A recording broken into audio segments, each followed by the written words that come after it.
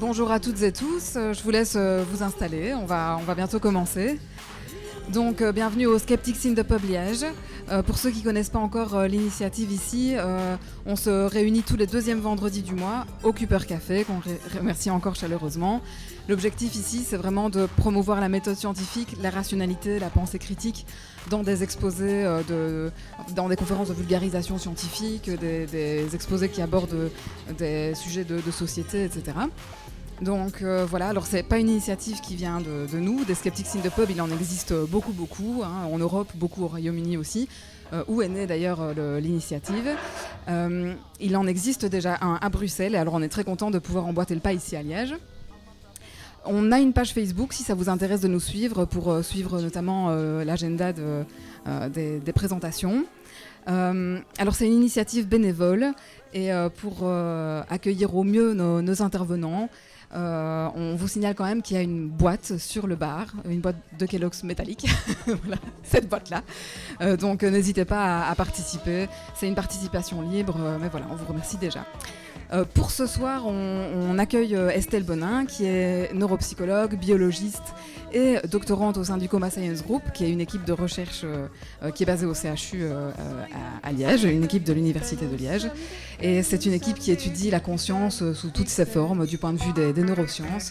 Donc les états de conscience altérés, les états de conscience modifiés, voilà. Estelle va nous dévoiler un peu tout ça dans quelques instants. On a 45 minutes de présentation à peu près. Et puis je vous encourage à poser toutes vos questions et à débuter le débat avec Estelle. Voilà. Je commence maintenant ? Oui ? Ok. Hop. Bonsoir à tous. Oula, j'ai pas l'habitude de parler dans un micro, donc c'est un peu bizarre. Donc oui, comme Elena disait, donc je m'appelle Estelle Bonin, je suis doctorante dans ma dernière année de thèse, et mon sujet de thèse porte principalement sur donc, les états de conscience altérés, donc c'est de ça que je vais parler aujourd'hui. Et je vais aussi parler très rapidement des états de conscience modifiés et des expériences de mort imminente. Mais il y aura une conférence entièrement dédiée à ce sujet, des expériences de mort imminente, dans les mois qui suivent. Je ne sais pas la date exacte, mais si c'est un sujet qui vous intéresse, vous pourrez toujours le développer plus à ce moment-là. Alors, donc pour commencer, je vais très rapidement présenter le labo dans lequel j'effectue ma thèse. Donc c'est le Coma Science Group. C'est un laboratoire qui existe maintenant depuis plus de 10 ans et qui est dirigé par le professeur Steven Laureys. Et très récemment, on a aussi le docteur Olivia Gossery et le docteur Aurore Thibault qui ont repris le lead de la direction du labo. Et donc c'est en fait une équipe pluridisciplinaire, donc qui va être composée de logopèdes, de kinés, de médecins, de neuropsychologues, d'ingénieurs, mais également d'informaticiens. Et donc toute cette équipe, en fait, on va travailler ensemble pour essayer d'étudier la conscience, donc dans son sens large. Mais on va aussi notamment se focaliser, hein, comme son nom l'indique, le Coma Science Group, on va se focaliser sur les patients qui post-coma, en fait. Donc après un coma, qu'est-ce que deviennent ces patients ? Oups, donc ça s'entend trop. Donc très rapidement, le sommaire de cette conférence, ça va être divisé en plusieurs parties. Donc tout d'abord, je vais tout simplement commencer par définir qu'est-ce que c'est que la conscience de notre point de vue à nous en tant que neuropsychologue. Je vais également ensuite enchaîner sur qu'est-ce que c'est que les états de conscience altérés. Donc ça, c'est vraiment mon sujet de thèse, c'est le sujet que je maîtrise le mieux, entre guillemets. Et donc je vais un peu plus me focaliser sur cette partie-là. Et ensuite, je parlerai rapidement des états de conscience modifiés. Donc ça, c'est tout ce qui est hypnose, transcognitive, méditation. Et je parlerai également très rapidement des expériences de mort imminente. Donc pour ces deux dernières parties, je préfère tout de suite le dire, c'est pas mon domaine d'expertise. Donc là, je vais vous présenter les travaux du labo en fait, qui ont été faits sur ce sujet-là. Mais voilà, je vais pas aller trop dans le détail parce que voilà, j'ai pas envie de raconter n'importe quoi. Donc je m'en tiens à mon domaine d'expertise. Et ensuite, on conclura tranquillement. Alors, donc, qu'est-ce que c'est que la conscience ? Eh bien, la conscience, en fait, ça va avoir plusieurs définitions selon le domaine dans lequel on se place. Donc, par exemple, si vous parlez de conscience en philosophie, en psychologie ou en neurosciences, ça n'aura pas du tout la même définition. Et donc, nous, ici, dans le cadre de cette conférence, on va se focaliser sur la définition des neurosciences. Et donc, dans les neurosciences, la conscience, elle va être composée de deux composantes principales. On va avoir donc l'éveil, qui va être vraiment caractérisé par l'ouverture des yeux, tout simplement. Et donc l'éveil, ça va vraiment être médié par le tronc cérébral. Donc c'est juste ici, là. Bon, c'est pas très clair comme ça. Tandis que l'expérience subjective, ça va être plutôt médié par le cortex cérébral, donc vraiment le cerveau. Et donc l'expérience subjective, elle va être composée de la conscience de soi et la conscience de l'environnement. Je reviendrai dessus dans la diapositive juste après. Et on va avoir donc différents états. Donc on va avoir des états pathologiques et des états non pathologiques où on va retrouver ces deux composantes. Et donc dans les états non pathologiques, ces deux composantes vont corréler entre elles. Donc, par exemple, dans l'état de conscience normale, donc comme vous et moi actuellement, on va avoir l'éveil et l'expérience subjective qui vont être à 100%. Tandis que quand on dort, eh bien, selon la phase de sommeil dans laquelle on se trouve, eh bien, on va être plus ou moins éveillé et avoir plus ou moins une expérience subjective. Ensuite, on a également des états non pathologiques où là, les deux composantes ne vont pas corréler entre elles. C'est notamment le cas du sommeil paradoxal, des rêves lucides, où là, vous êtes donc endormi, mais vous vivez une expérience subjective. Quand vous rêvez, vous ressentez des choses, vous avez des émotions, etc. Donc, vous vivez une expérience subjective. On a également les états d'hypnose et de transe psychédélique, donc que j'expliquerai aussi un peu plus tard, où là on a aussi une décorrélation, je ne sais pas si ça se dit ce mot, entre l'éveil et l'expérience subjective. Et on a ensuite les états pathologiques de conscience, comme le coma ici que vous voyez, où là on n'a ni éveil ni expérience subjective. On a également l'état végétatif, ou aussi appelé syndrome d'éveil non répondant, les états de conscience minimale, et là, un cas à part qu'on appelle le locked-in syndrome. Mais tout ça, je vais tout vous expliquer en détail juste après. Et donc, au niveau du cérébral, on va avoir deux réseaux de la conscience. On a donc le réseau interne. Donc ça, c'est le réseau qui va être plutôt lié à la conscience de soi. Donc, qu'est-ce que c'est la conscience de soi ? C'est vraiment la conscience, c'est la petite voix intérieure, en fait, qui vous parle. C'est vos pensées, vos émotions. Donc tout ce qui est attrait à soi. Et donc ça va être lié au réseau interne de la conscience que vous voyez ici en bleu. Donc en fait, quand on prend le cerveau, qu'on le coupe en deux, c'est vraiment ce qu'il y a à l'intérieur du cerveau. Et on va avoir principalement donc le thalamus qui est juste ici. On a ensuite le précuneus et le gyrus singulaire antérieur. Et donc tout ça va communiquer. Toutes ces régions vont communiquer entre elles et vont permettre cette conscience de soi. On a également le réseau externe de la conscience qui correspond à la conscience de l'environnement. Donc ça, c'est tout ce qui est lié aux 5 sens. Donc c'est vraiment la perception de l'environnement. Et donc ça va être médié par ce qui est en rouge, le cortex préfrontal. Et donc évidemment, ces deux réseaux communiquent aussi entre eux. Et donc ce qui se passe chez les patients comme vous et moi, donc qui ont une conscience normale, en fait, on va constamment switcher entre ces deux réseaux externes. Donc à peu près toutes les 20 secondes, on va switcher. Donc là, par exemple, vous êtes concentré, vous écoutez ce que je suis en train de dire, vous êtes en train d'activer votre réseau externe, mais peut-être que dans 20 secondes, vous allez penser à la prochaine bière que vous allez commander, par exemple, et là, vous serez dans le réseau interne, vraiment la conscience de soi. Et donc, c'est normal de switcher tout le temps entre les deux réseaux. Et donc, ce qui se passe chez nos patients qui sont en état de conscience altéré, eh bien, il va y avoir tout simplement soit des lésions, soit juste les connexions entre toutes ces régions ne vont pas bien fonctionner, et du coup, on va avoir une conscience altérée. Donc maintenant, je vais vous décrire plus en détail donc, ces états de conscience altérés, et je vais également un peu vous expliquer, nous, comment on évalue ces patients. Donc, ici, vous voyez, donc vous avez ce graphique. Donc, en fait, après un accident traumatique, donc par exemple un accident de la route, ou un accident non traumatique comme un AVC, on a des patients qui vont se retrouver dans le coma. Donc, c'est ce que vous voyez ici. Donc, comme je le disais tout à l'heure, le coma, le patient, il n'a pas d'éveil, pas de signe de conscience. Il a les yeux fermés et il y a seulement les réflexes qui fonctionnent, les fonctions réflexes. Ensuite, donc ce qu'il faut savoir aussi, et ça c'est souvent, quand on n'est pas au courant de tout ça, c'est souvent une erreur qu'on fait, c'est qu'on pense que les patients ils peuvent rester 10 ans dans le coma. On entend souvent ça aussi dans les médias, mais en fait non, c'est pas possible, on peut pas rester 10 ans dans le coma. Le coma c'est vraiment une période transitoire qui dure environ entre 2 et 4 semaines.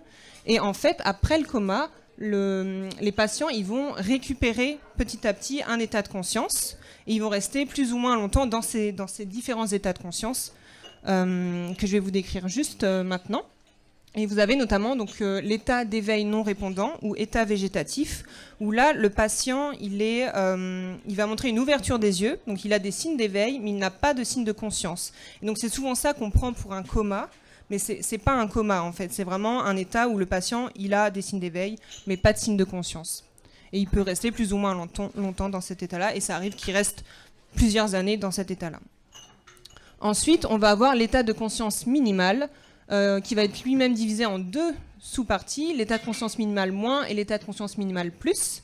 Et donc là, le patient, il montre des signes d'éveil et des signes de conscience. Et donc, il va soit avoir des signes de conscience qui vont plutôt être des comportements non réflexes, comme la poursuite visuelle, par exemple. Donc, si vous vous baladez dans la chambre d'hôpital, vous allez voir que le patient vous suit du regard. Et ensuite, il y a l'état de conscience minimal plus, où là, le patient, il va être capable de répondre à la commande. Donc, par exemple, si vous lui demandez « serrez-moi la main », il va être capable de vous serrer la main. Et donc, ce qui différencie vraiment ces 2 états, en fait, c'est tout simplement la compréhension du langage. Donc, comme vous le voyez ici, donc ça c'est une image IRM, si je ne me trompe pas, donc d'un patient en état de conscience minimale moins et d'un patient en état de conscience minimale plus. Et vous voyez que les régions ici en rouge, c'est les régions qui sont impliquées dans le langage. Et donc chez les patients en état de conscience minimale plus, va vraiment y avoir une récupération d'une activité au niveau des aires langagières. C'est ça qui fait qu'en fait ils arrivent à répondre à la commande, parce qu'ils arrivent à comprendre en fait ce qu'on leur dit. Et ensuite, ah oui, j'ai oublié, je vais aller trop vite. Et donc ensuite, après ça, les patients peuvent également récupérer une communication fonctionnelle. Donc en fait, ils ne vont pas être capables de parler, mais par contre, on va réussir à établir des codes de communication avec eux. Donc par exemple, comme je disais tout à l'heure, serrez-moi la main pour dire oui, levez la jambe pour dire non. Et on va établir un code et on va essayer de communiquer de cette manière-là avec eux. Et donc quand ils arrivent à communiquer, on appelle ça l'émergence de l'état de conscience minimale. Et ensuite, certains peuvent même récupérer toutes leurs fonctions cognitives et se retrouver juste avec un handicap modéré. Il y en a même certains qui se réinsèrent professionnellement.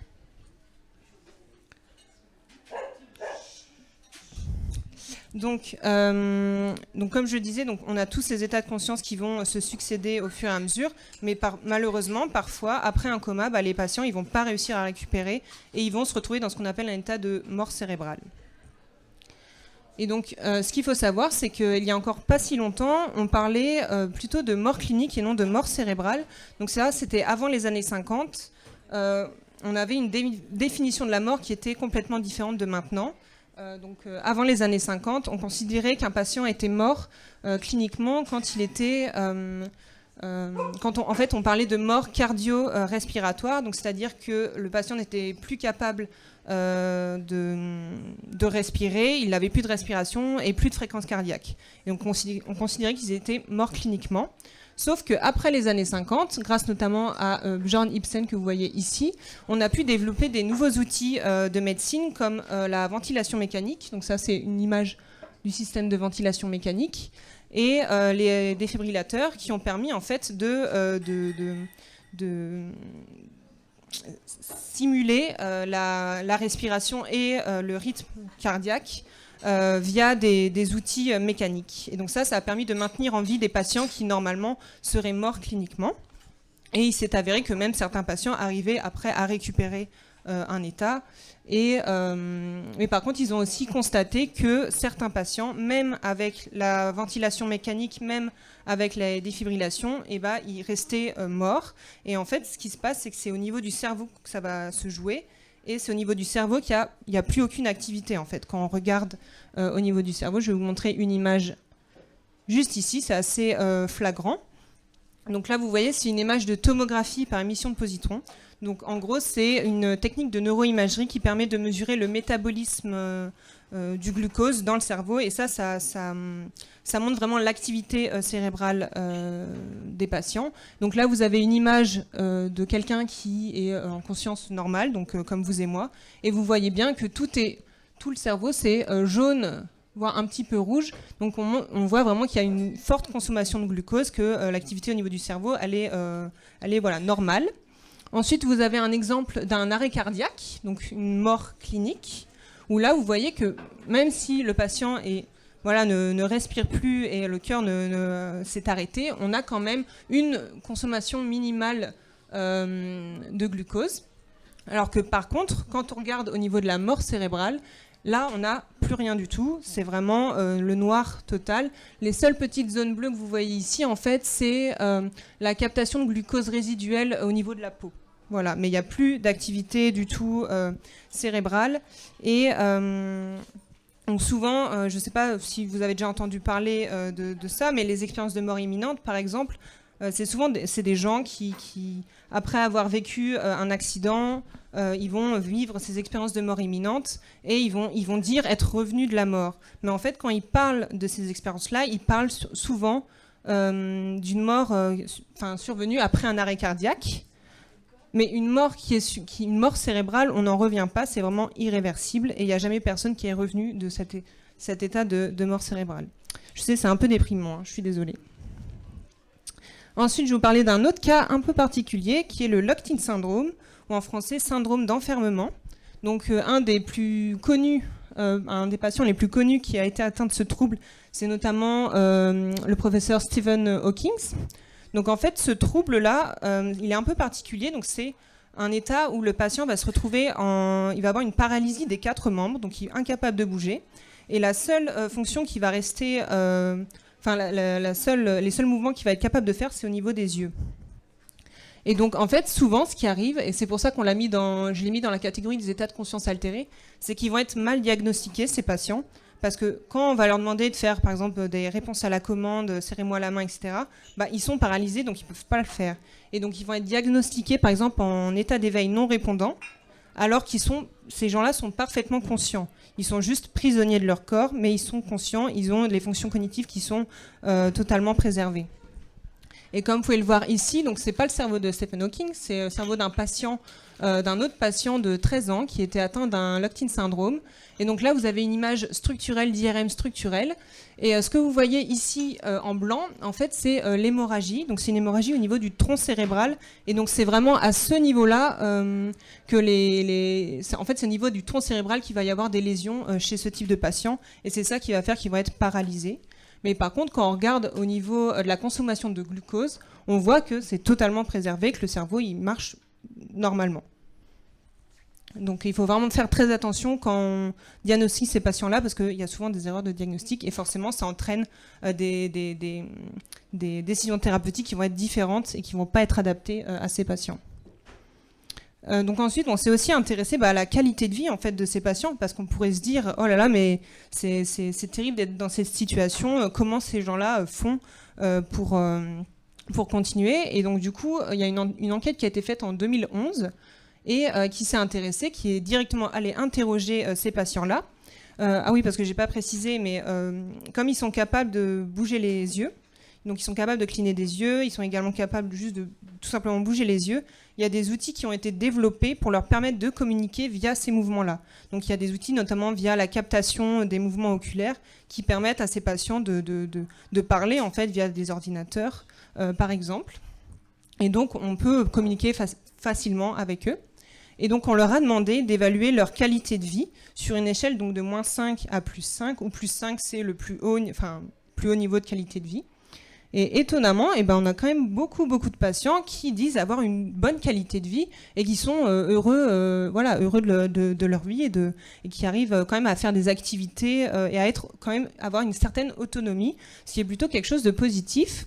Et on a même certains patients qui ont écrit des livres. Donc ces 3 livres, c'est des livres qui ont été écrits par des patients qui étaient en état de locked-in syndrome. Donc forcément avec l'aide d'un tierce et notamment avec l'aide de ces fameux outils dont je vous parlais qui permettent voilà, de faire des mots avec juste les mouvements des yeux. Donc si ça vous intéresse, il y a notamment le Scaphandre et le papillon qui a été adapté en film, peut-être que certains l'ont déjà vu, et qui raconte l'histoire d'un patient qui était dans cet état-là. Donc, ensuite, pourquoi est-ce que nous, au Coma Science Group, on évalue la conscience ? Eh ben, tout simplement parce qu'en fait, selon le diagnostic, forcément, les décisions thérapeutiques vont être différentes, et ça va notamment avoir un impact au niveau du pronostic.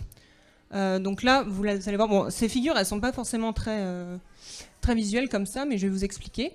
Donc là, vous avez le cas d'un patient qui a été diagnostiqué en état d'éveil non répondant 1 mois après son accident.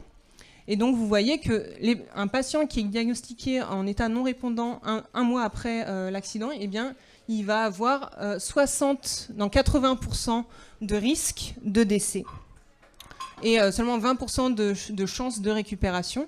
Tandis qu'un patient qui est diagnostiqué en état de conscience minimale 1 mois après l'accident, ce risque de décès, il va diminuer, il va se retrouver à, je crois que c'est 60%, j'arrive pas très bien à lire, et avec notamment 20% de chances de se retrouver en état d'émergence, donc de vraiment récupérer un niveau au-dessus de conscience. Donc c'est quand même important pour la suite des décisions.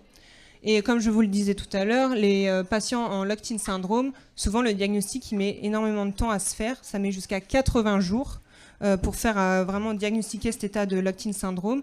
Et dans la moitié des cas, c'est fait par la famille en fait. C'est la famille qui se rend compte que le patient, il a quand même une conscience préservée. Et ça, je voudrais vraiment insister là-dessus parce que c'est vraiment quelque chose de super important qu'on essaie vraiment de prendre en compte, nous, au Coma Science Group. C'est qu'il faut toujours écouter la famille. Il ne faut pas se dire que, comme on est médecin, on sait mieux qu'eux. Non, il faut vraiment écouter la famille parce que des fois, ils vont percevoir des signes que nous, on ne perçoit pas forcément. Et donc, c'est vraiment un travail de collaboration avec la famille. Donc ensuite, ça va également avoir un impact au niveau du traitement.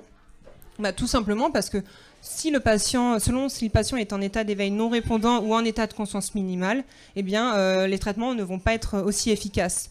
On a par exemple 2 exemples ici, mais je y reviendrai plus tard parce que je vais vraiment détailler les traitements plus en détail plus tard. Mais on a par exemple la stimulation à courant continu et la stimulation cérébrale profonde, où là on va vraiment stimuler des zones spécifiques du cerveau. Et ces techniques-là, elles marchent bien chez les patients en état de conscience minimale, mais chez les patients non répondants, c'est beaucoup moins efficace. Donc ça va plutôt être des traitements qu'on va proposer aux patients qui sont en état de conscience minimale. Et évidemment, ça va également avoir un impact au niveau de l'éthique, notamment au niveau de la prise de décision de fin de vie. Forcément, un patient qui est diagnostiqué non répondant, on va avoir plus tendance à orienter la famille vers des décisions d'arrêt thérapeutique. Donc c'est toujours la famille qui décide, hein, c'est toujours une décision qui se fait entre la famille et le médecin. Et il y a une étude qui a été faite donc, en 2011 qui a interrogé des professionnels de santé pour leur demander, je l'ai laissé en anglais, je suis désolée, qui leur a demandé en fait si ils trouvaient ça acceptable d'arrêter les soins pour un patient qui était en état d'éveil non répondant versus un patient qui était en état de conscience minimale. Et voilà, dans 70% des cas, 70% des cas, les soignants trouvaient ça acceptable d'arrêter les traitements quand c'est un patient qui est en état non répondant. Et ils ont aussi fait donc la question inverse où ils ont demandé là aux patients si vous étiez dans cette situation, donc vous étiez en état d'éveil non répondant ou en état de conscience minimale, qu'est-ce que vous souhaiteriez ? Est-ce que vous souhaiteriez continuer d'être en vie ? Et on avait seulement 20% des soignants qui disaient vouloir rester en vie, même en état d'éveil non répondant. Et donc toutes ces études, ça montre vraiment l'importance du diagnostic. Et donc nous, ça c'est vraiment notre priorité au Coma Science Group. Donc pour expliquer un petit peu, ce qui se passe en général, c'est qu'on accueille les patients sur 3 jours à l'hôpital. C'est des patients qui viennent à la demande soit de médecins, soit de familles, qui viennent un peu de partout en Belgique, parfois même d'autres pays, en France notamment. Et ils viennent ces 3 jours-là et on fait toute une série d'examens, donc comportementaux et de neuroimagerie. Et c'est ça qui nous permet de vraiment poser un diagnostic précis et essayer d'éviter au maximum des erreurs de diagnostic. Parce que justement, nous y voilà. L'absence de preuve, c'est complètement différent de la preuve de l'absence. Donc là, je m'explique. C'est une étude qui a été faite en 2009, qui a été répétée ensuite plusieurs fois au cours de ces dernières années, où on a regardé donc 126 patients post-coma. On a demandé aux équipes cliniques, donc aux médecins et aux infirmiers, de donner leur diagnostic. Et donc 51% des patients qui ont été inclus dans cette étude ont été diagnostiqués en état d'éveil non répondant par l'équipe clinique. Sauf qu'après, nous, on a fait... Enfin, je dis nous, les auteurs de l'étude, ils ont ensuite utilisé une échelle comportementale standardisée. Nous, c'est l'échelle qu'on utilise tout le temps en fait, au laboratoire. Ça s'appelle la Coma Recovery Scale Revised. Et c'est vraiment l'échelle standard qui permet d'évaluer la conscience. Enfin, le niveau de conscience chez les patients post-coma. Et avec cette échelle, ils se sont rendus compte que sur 51 des patients, il y en avait 18 qui montraient en réalité des signes de conscience. Et donc, on avait 40% d'erreurs de diagnostic de la part des équipes cliniques, ce qui est quand même énorme. Et donc ça montre aussi l'importance donc, de faire des évaluations répétées. Une seule évaluation, ça ne suffit pas. Il faut vraiment les répéter plusieurs fois parce que le diagnostic peut changer d'un jour à l'autre selon l'état de fatigue du patient. Et ça montre aussi l'importance de la neuroimagerie en complément. On ne peut pas se baser uniquement sur le comportemental. Mais ça, je vais y revenir en long, en large et en travers dans les prochaines slides. Donc, comment on évalue la conscience? Donc, comme je le disais, donc, tout d'abord, on va cibler deux niveaux en particulier. On va regarder ce qui se passe au niveau du comportement avec des échelles standardisées comme la Coma Recovery Scale Revised. Je vais dire CRSR pour la suite, ce sera plus simple. Et donc, comme je le disais, on fait des évaluations répétées. Donc, par exemple, si on vient évaluer un patient le matin, ils sont comme vous et moi, donc ça se trouve, le matin, il va être très fatigué, il ne va pas avoir envie de répondre à nos questions, et du coup, on va le diagnostiquer non répondant. Si on revient l'après-midi, eh bien peut-être qu'il sera plus en forme, et du coup, il va être diagnostiqué en état de conscience minimale moins. Donc c'est vraiment super important de venir à différentes heures dans la journée et de venir plusieurs fois. Nous, ce qu'on fait en général, c'est qu'on essaie de venir, quand on a des patients vraiment sur le long terme, on essaie de venir à peu près 5 fois sur 10 jours pour avoir vraiment plusieurs évaluations. Et quand on a plusieurs évaluations, on garde le diagnostic le plus haut. On prend toujours le plus haut diagnostic en tant que diagnostic final.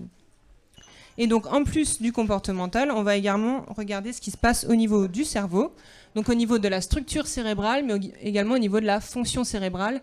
Et donc, pour ça, il y a plein de techniques qui existent. On a notamment ici l'électroencéphalographie. Donc, c'est un casque avec des électrodes, et ça va permettre de mesurer l'activité électrique du cerveau, tout simplement.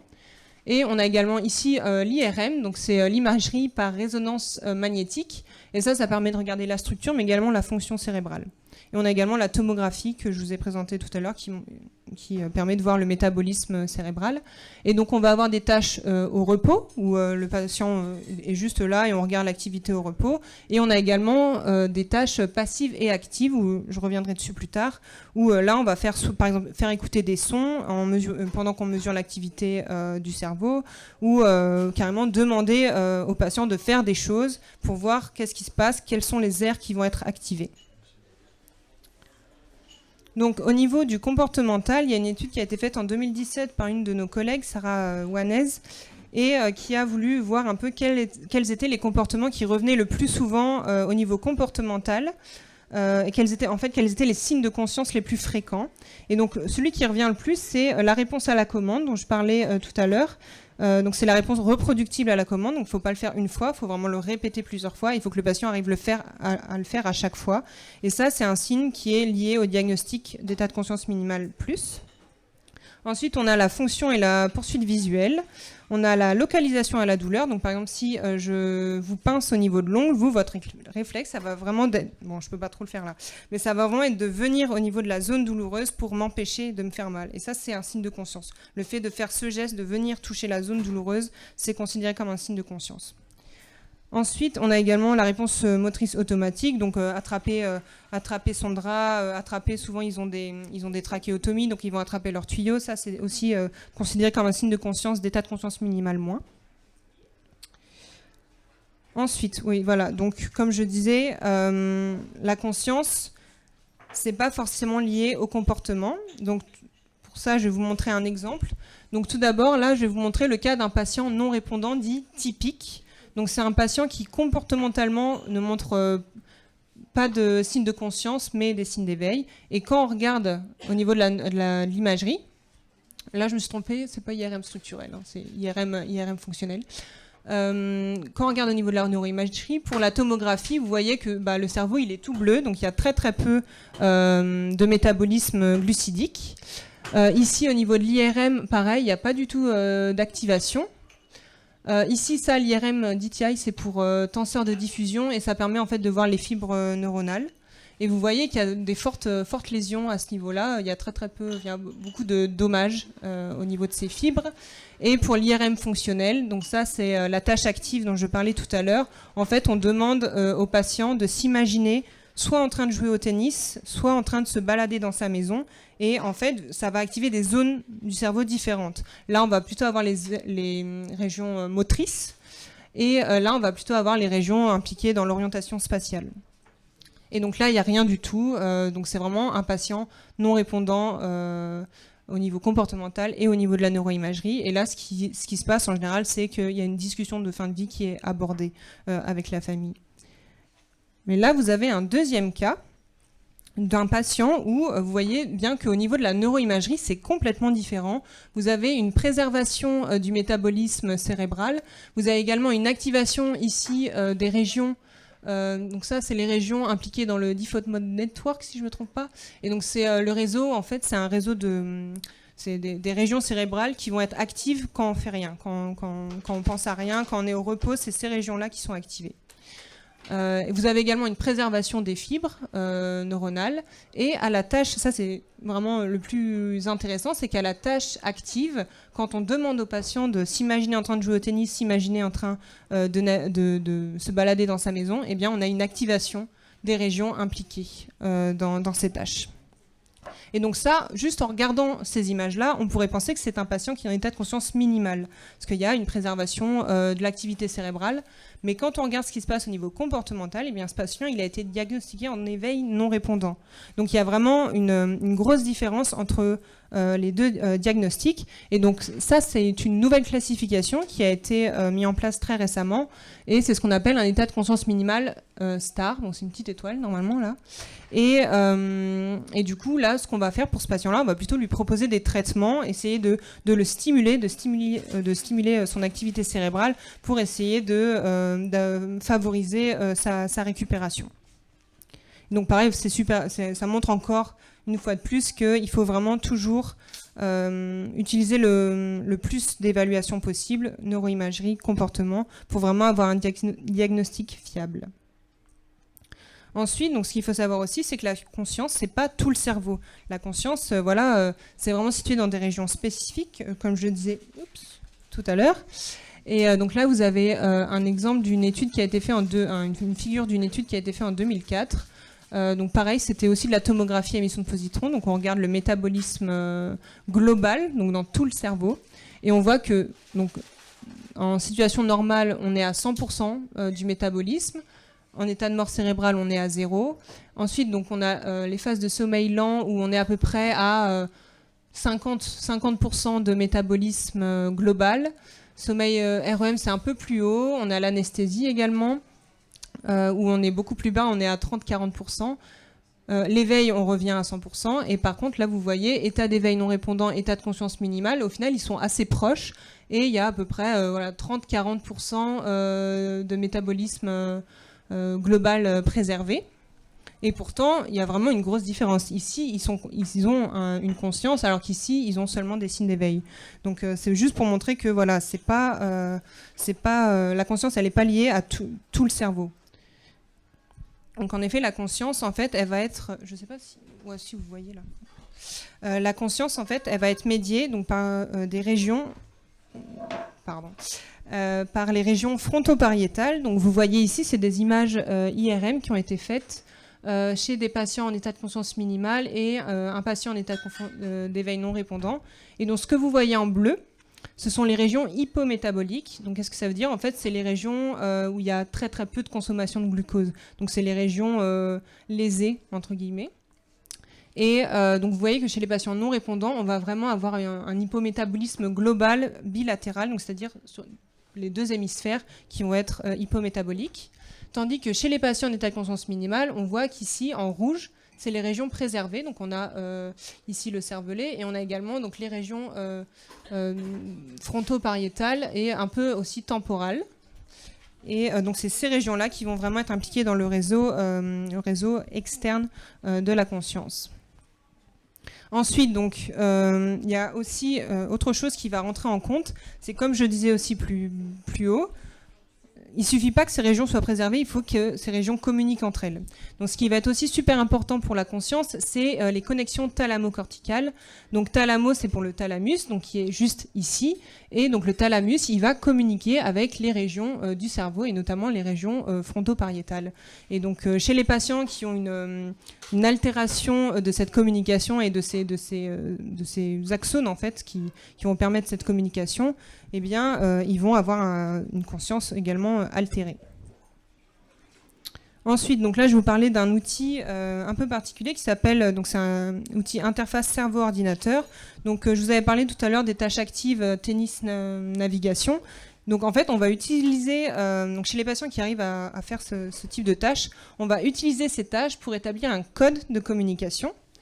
Et donc, par exemple, ici, on a demandé aux patients de s'imaginer en train de jouer au tennis pour dire oui, et s'imaginer en train de naviguer pour dire non.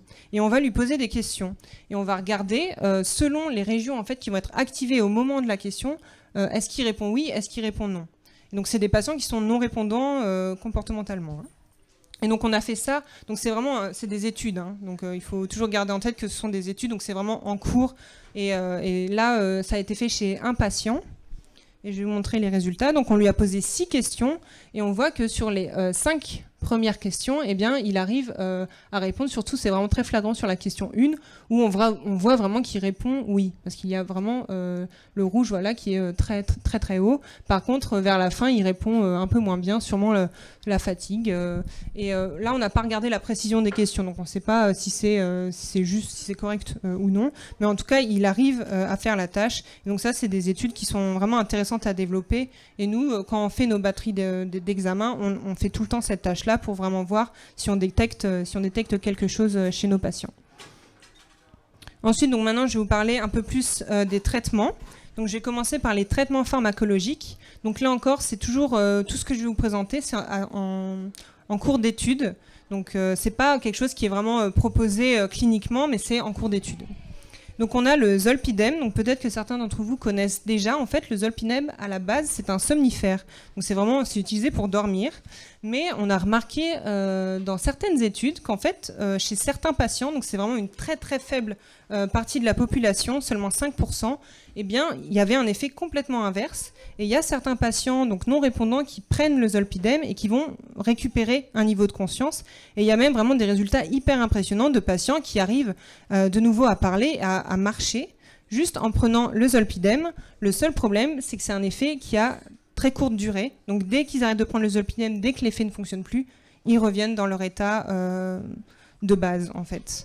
Mais c'est suffisamment impressionnant pour nous intéresser et pour continuer à essayer de comprendre le mécanisme et qu'est-ce qui fait que ça fait cet effet-là. Et donc là, vous voyez ici, c'est une image d'un cerveau de patient qui a pris le zolpidem. Et en fait, les régions que vous voyez en rouge, c'est les régions qui vont s'activer après la prise du zolpidem. Et c'est principalement au niveau frontal. Ensuite, on a également l'amantadine qui est maintenant bien étudiée et qu'on commence, nous, à proposer à nos patients. Donc, à la base, l'amantadine, c'est un anti-parkinsonien. Donc, c'est un médicament qui va agir au niveau des récepteurs dopaminergiques, donc au niveau du système de la dopamine. Et donc là aussi, donc, je vous montrerai donc, la figure. Donc, c'est une étude qui a été faite... j'ai oublié de mettre la référence d'ailleurs, mais c'est une étude qui a été faite en 2008 et ils ont suivi des patients pendant 4 semaines et ils ont donné donc soit un placebo, soit l'amantadine. Et là, on voit vraiment qu'il y a une différence. Le DRS score, c'est un score, c'est une échelle comportementale en fait. Et plus le score est haut, moins c'est bon signe. Donc pour les patients qui ont un score plus bas, c'est des patients qui ont un meilleur état cognitif. Et donc là, vous voyez bien qu'il y a une différence entre les deux lignes et que les patients qui ont pris de l'amantadine, eh ben, ils récupèrent beaucoup mieux que les patients qui ont pris l'effet placebo. Et par contre, après les 4 semaines, vous voyez les petits pointillés ici, on a arrêté le traitement et on constate qu'en fait, l'effet ne dure pas. On voit que ici, là, au bout de 2 semaines, eh bien, en fait, la différence entre les deux lignes est beaucoup plus réduite et elle n'est plus du tout significative. Donc, malheureusement, là aussi, c'est un effet qui va régresser après l'arrêt. Donc, il faut continuer de prendre le médicament pour voir des effets bénéfiques. Et donc là, vous avez également l'IRM ici, où vous voyez que cette image-là, c'est avant la prise de l'amantadine. Ça, c'est pendant la prise de l'amantadine. Donc pareil, vous voyez qu'il y a une activation du réseau fronto-pariétal et aussi également au niveau des lobes temporaux. Et là, c'est après l'arrêt du médicament, où il y a de nouveau une diminution de l'activité cérébrale. Et ensuite, pour finir, il y a le petit dernier, c'est l'apomorphine. Donc ça, c'est une étude qui est menée par un de mes collègues, le docteur Leandro Sanz, qui travaille au Coma Science Group. Et donc, il réalise sa thèse vraiment sur ce sujet en particulier. Et donc là aussi, c'est un antiparkinsonien qui va aussi agir au niveau des récepteurs dopaminergiques. Donc c'est, comme vous le voyez ici, en fait, c'est un petit système de pompe qui va être vraiment mis au niveau sous-cutané. Et donc, ça va être diffusé. Il me semble que c'est en continu. Je ne suis pas sûre à 100% de cette info. Donc, voilà. Et donc, au niveau des résultats, je ne peux pas vous présenter les résultats pour le moment, tout simplement parce que l'étude, elle est en cours. Mais en tout cas, ça a l'air prometteur pour le moment, mais c'est toujours des résultats à confirmer. Mais c'est la nouvelle molécule qu'on est en train d'étudier actuellement pour essayer d'améliorer la récupération des patients. Ensuite, on a tout ce qui est traitement aussi non pharmacologique. On a donc notamment la stimulation cérébrale profonde dont je vous parlais tout à l'heure. Donc là, ici, c'est une technique invasive. Donc, c'est-à-dire qu'en fait, on va réaliser un acte chirurgical. On va vraiment venir injecter... Enfin, non pas injecter, mais on va venir mettre une électrode au niveau du cerveau. J'ai un petit schéma ici, voilà. Donc on va venir implanter l'électrode au niveau du thalamus et on va venir stimuler le thalamus pour essayer d'augmenter son activité.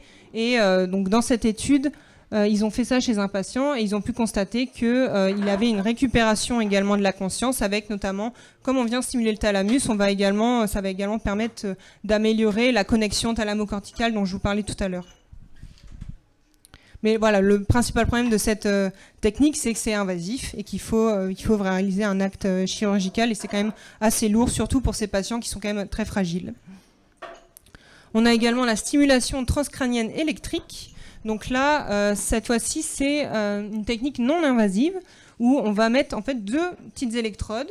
Et donc, on a une électrode positive, une électrode négative, et il y a un courant électrique qui va passer entre ces 2 électrodes et qui va permettre de stimuler des régions spécifiques selon où on place les électrodes. On va stimuler une région différente. Et nous, il y a des études qui ont été faites où on a testé plusieurs zones.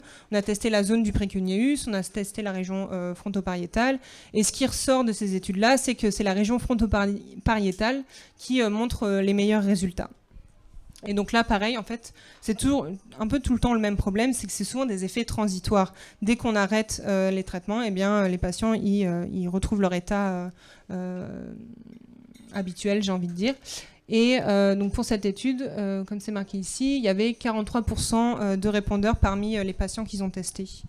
Ce qui est quand même pas mal parce que c'est presque la moitié, donc c'est plutôt prometteur.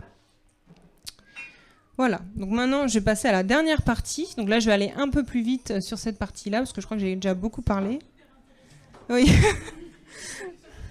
C'est pas mon domaine, soyez indulgents. Ok, allez, c'est parti alors. Donc je vais commencer avec le premier état de conscience modifié qui est assez connu, je pense, que tout le monde connaît, c'est l'hypnose. Donc l'hypnose, ce qu'il faut savoir, c'est qu'il y a énormément de mythes et de clichés autour de l'hypnose qui vont être entretenus par les films, par les spectacles, par les reportages, notamment le cliché de l'hypnose, c'est par le regard, on est hypnotisé par le regard. L'hypnose, c'est synonyme d'une perte de conscience, d'un état de sommeil. Alors non, pas du tout, hein, comme le titre l'indique, c'est des états de conscience modifiés, donc par définition, l'hypnose, on est conscient. Quand on est en état d'hypnose, on est conscient, on est lucide sur ce qui se passe, d'accord ? Et on se fait pas hypnotiser. C'est vraiment quelque chose. C'est pas quelque chose qu'on subit en fait. C'est quelque chose. On peut pas se faire hypnotiser contre notre gré. Il faut vraiment être volontaire pour ça. Et aussi, ce qu'il faut savoir, c'est qu'on a tendance à croire que l'hypnose, c'est uniquement du sensationnel qu'on voit dans les spectacles, des gens qui font des chats ou qui font des trucs super bizarres. Mais c'est pas que ça, hein. L'hypnose, maintenant, depuis plusieurs années, c'est vraiment implanté dans le domaine des soins. C'est notamment utilisé dans des thérapies, par exemple. Je ne sais pas si vous avez déjà essayé d'arrêter de fumer, mais par exemple, il y a des thérapies qui proposent l'hypnose pour arrêter de fumer. Ou l'hypnose, c'est également utilisé dans les blocs opératoires, maintenant, pour certaines opérations qui, plutôt que de faire une anesthésie générale, ce qui peut être assez lourd quand même, on va plutôt mettre le patient sous hypnose, lui apprendre à se mettre sous hypnose, et tout ça pour qu'il apprenne à gérer, en fait, à réduire sa douleur. Donc c'est vraiment, maintenant ça fait vraiment partie d'un cadre clinique.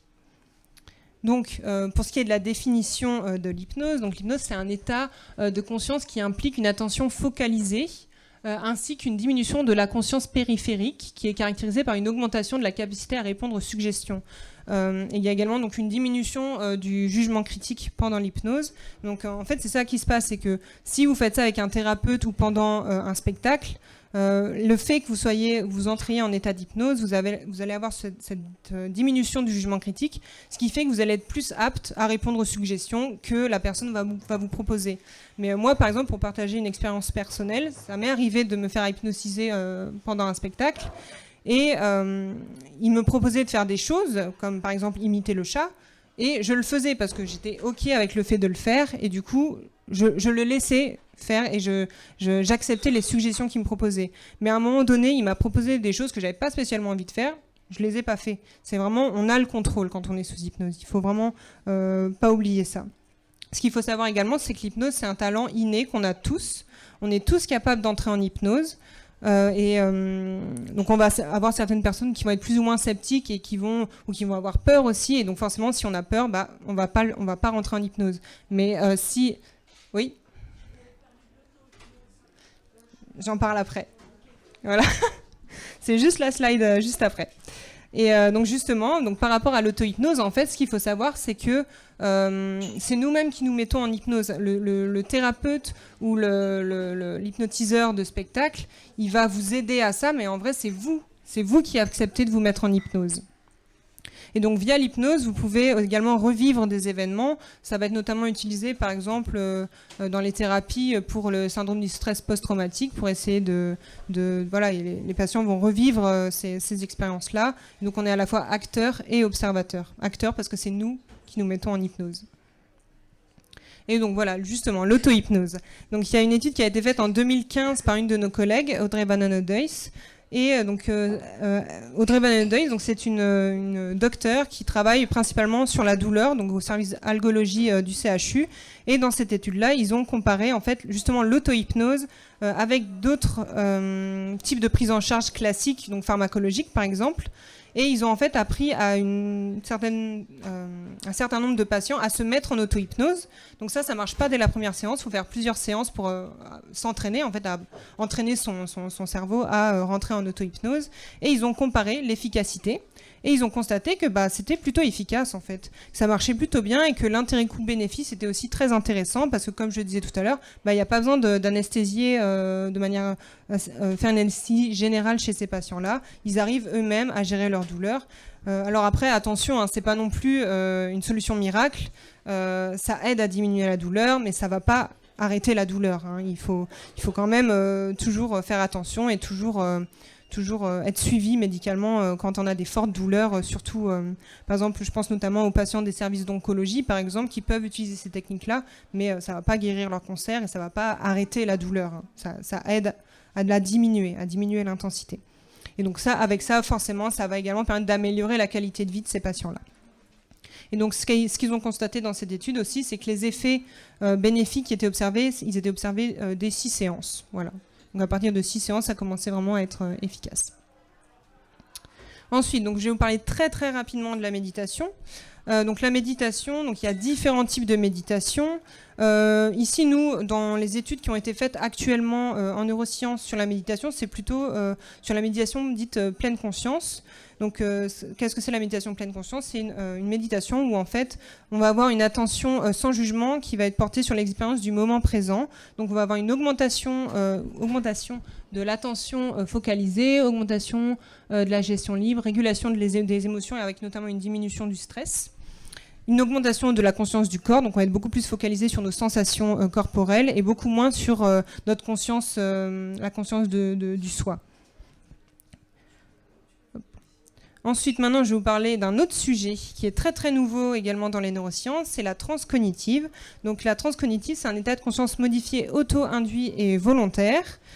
C'est un état de conscience lucide où on va avoir une conscience rétrécie de l'environnement extérieur et une expérience immersive hyper focalisée. Donc la transcognitive, ça existe depuis des millénaires dans plein de cultures différentes. On a trouvé des récits d'états de transe dans plein de cultures différentes. Et parmi ces cultures, parmi ces récits de cultures différentes, il y avait notamment des points communs en fait entre toutes ces expériences qui laissent supposer qu'il y aurait potentiellement des bases biologiques communes entre toutes ces cultures et entre toutes ces expériences de transe. On a notamment donc un film qui est sorti très récemment qui s'appelle Un monde plus grand. Donc si c'est un sujet qui vous intéresse, vous pouvez toujours aller le regarder. Et donc au niveau, qu'est-ce qui se passe pendant une transe? On va avoir un changement de la perception du temps et de l'espace. On va avoir une modification de la conscience corporelle, de la pensée, de l'état émotionnel. Un désengagement également de l'environnement sensoriel. On va être beaucoup plus centré sur soi, sur ses expériences. On va avoir une diminution de la douleur, augmentation de la force physique, une augmentation également de la sensation de bonheur. Et il semblerait, d'après les récits qui ont été trouvés sur ces différentes cultures, qu'il y ait des propriétés curatives potentielles. Mais ça, encore une fois, attention. Il n'y a pas d'études qui ont été faites, d'études scientifiques qui ont été faites pour le moment à ce sujet-là. C'est vraiment un sujet très très récent. Et il n'y a pas encore d'études vraiment qualitatives et quantitatives sur ce sujet-là. C'est vraiment le début. Donc il faut toujours prendre des pincettes à ce niveau-là. Et donc là, je vais justement vous présenter une étude très très récente qui a été faite en mars 2021. Donc c'est pas une étude qui a été faite par notre laboratoire, mais j'avais quand même envie de vous la montrer parce que je la trouvais intéressante. Et ce qu'il faut savoir aussi, c'est que justement, les études qui ont été faites à l'heure actuelle, c'est surtout des études de cas. Donc les études de cas, en fait, en science, c'est des études qui ont été faites sur 1 ou 2 patients. Et donc, du coup, c'est difficile de vraiment tirer des conclusions quand on se base uniquement sur 1 ou 2 patients. Et donc, c'est vraiment important de pouvoir comparer un grand pool de patients avec un pool de sujets contrôle pour vraiment avoir des comparaisons robustes.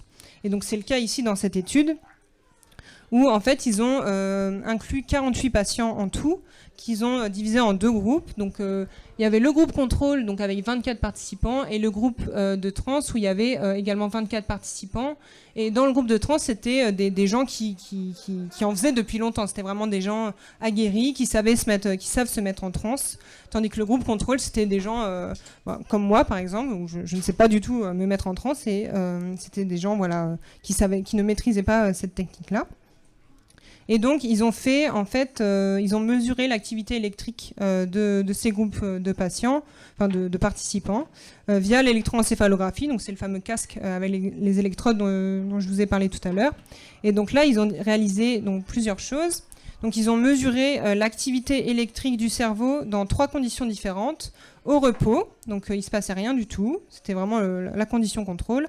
Ensuite, ils ont mesuré l'activité cérébrale pendant la transe. Donc là, en fait, oui, j'ai pas précisé, mais la transe qui est faite dans cette étude, c'est ce qu'on appelle la transe chamanique. Donc, en gros, la transe chamanique, pour se mettre dans cet état-là, les gens, ils vont écouter des musiques chamaniques, donc c'est en fait des percussions. Et c'est ça qui va leur permettre de se mettre en transe. En écoutant la musique, ils vont réussir à se mettre dans cet état-là. Donc dans cette condition-là, ils devaient écouter des musiques chamaniques de percussion.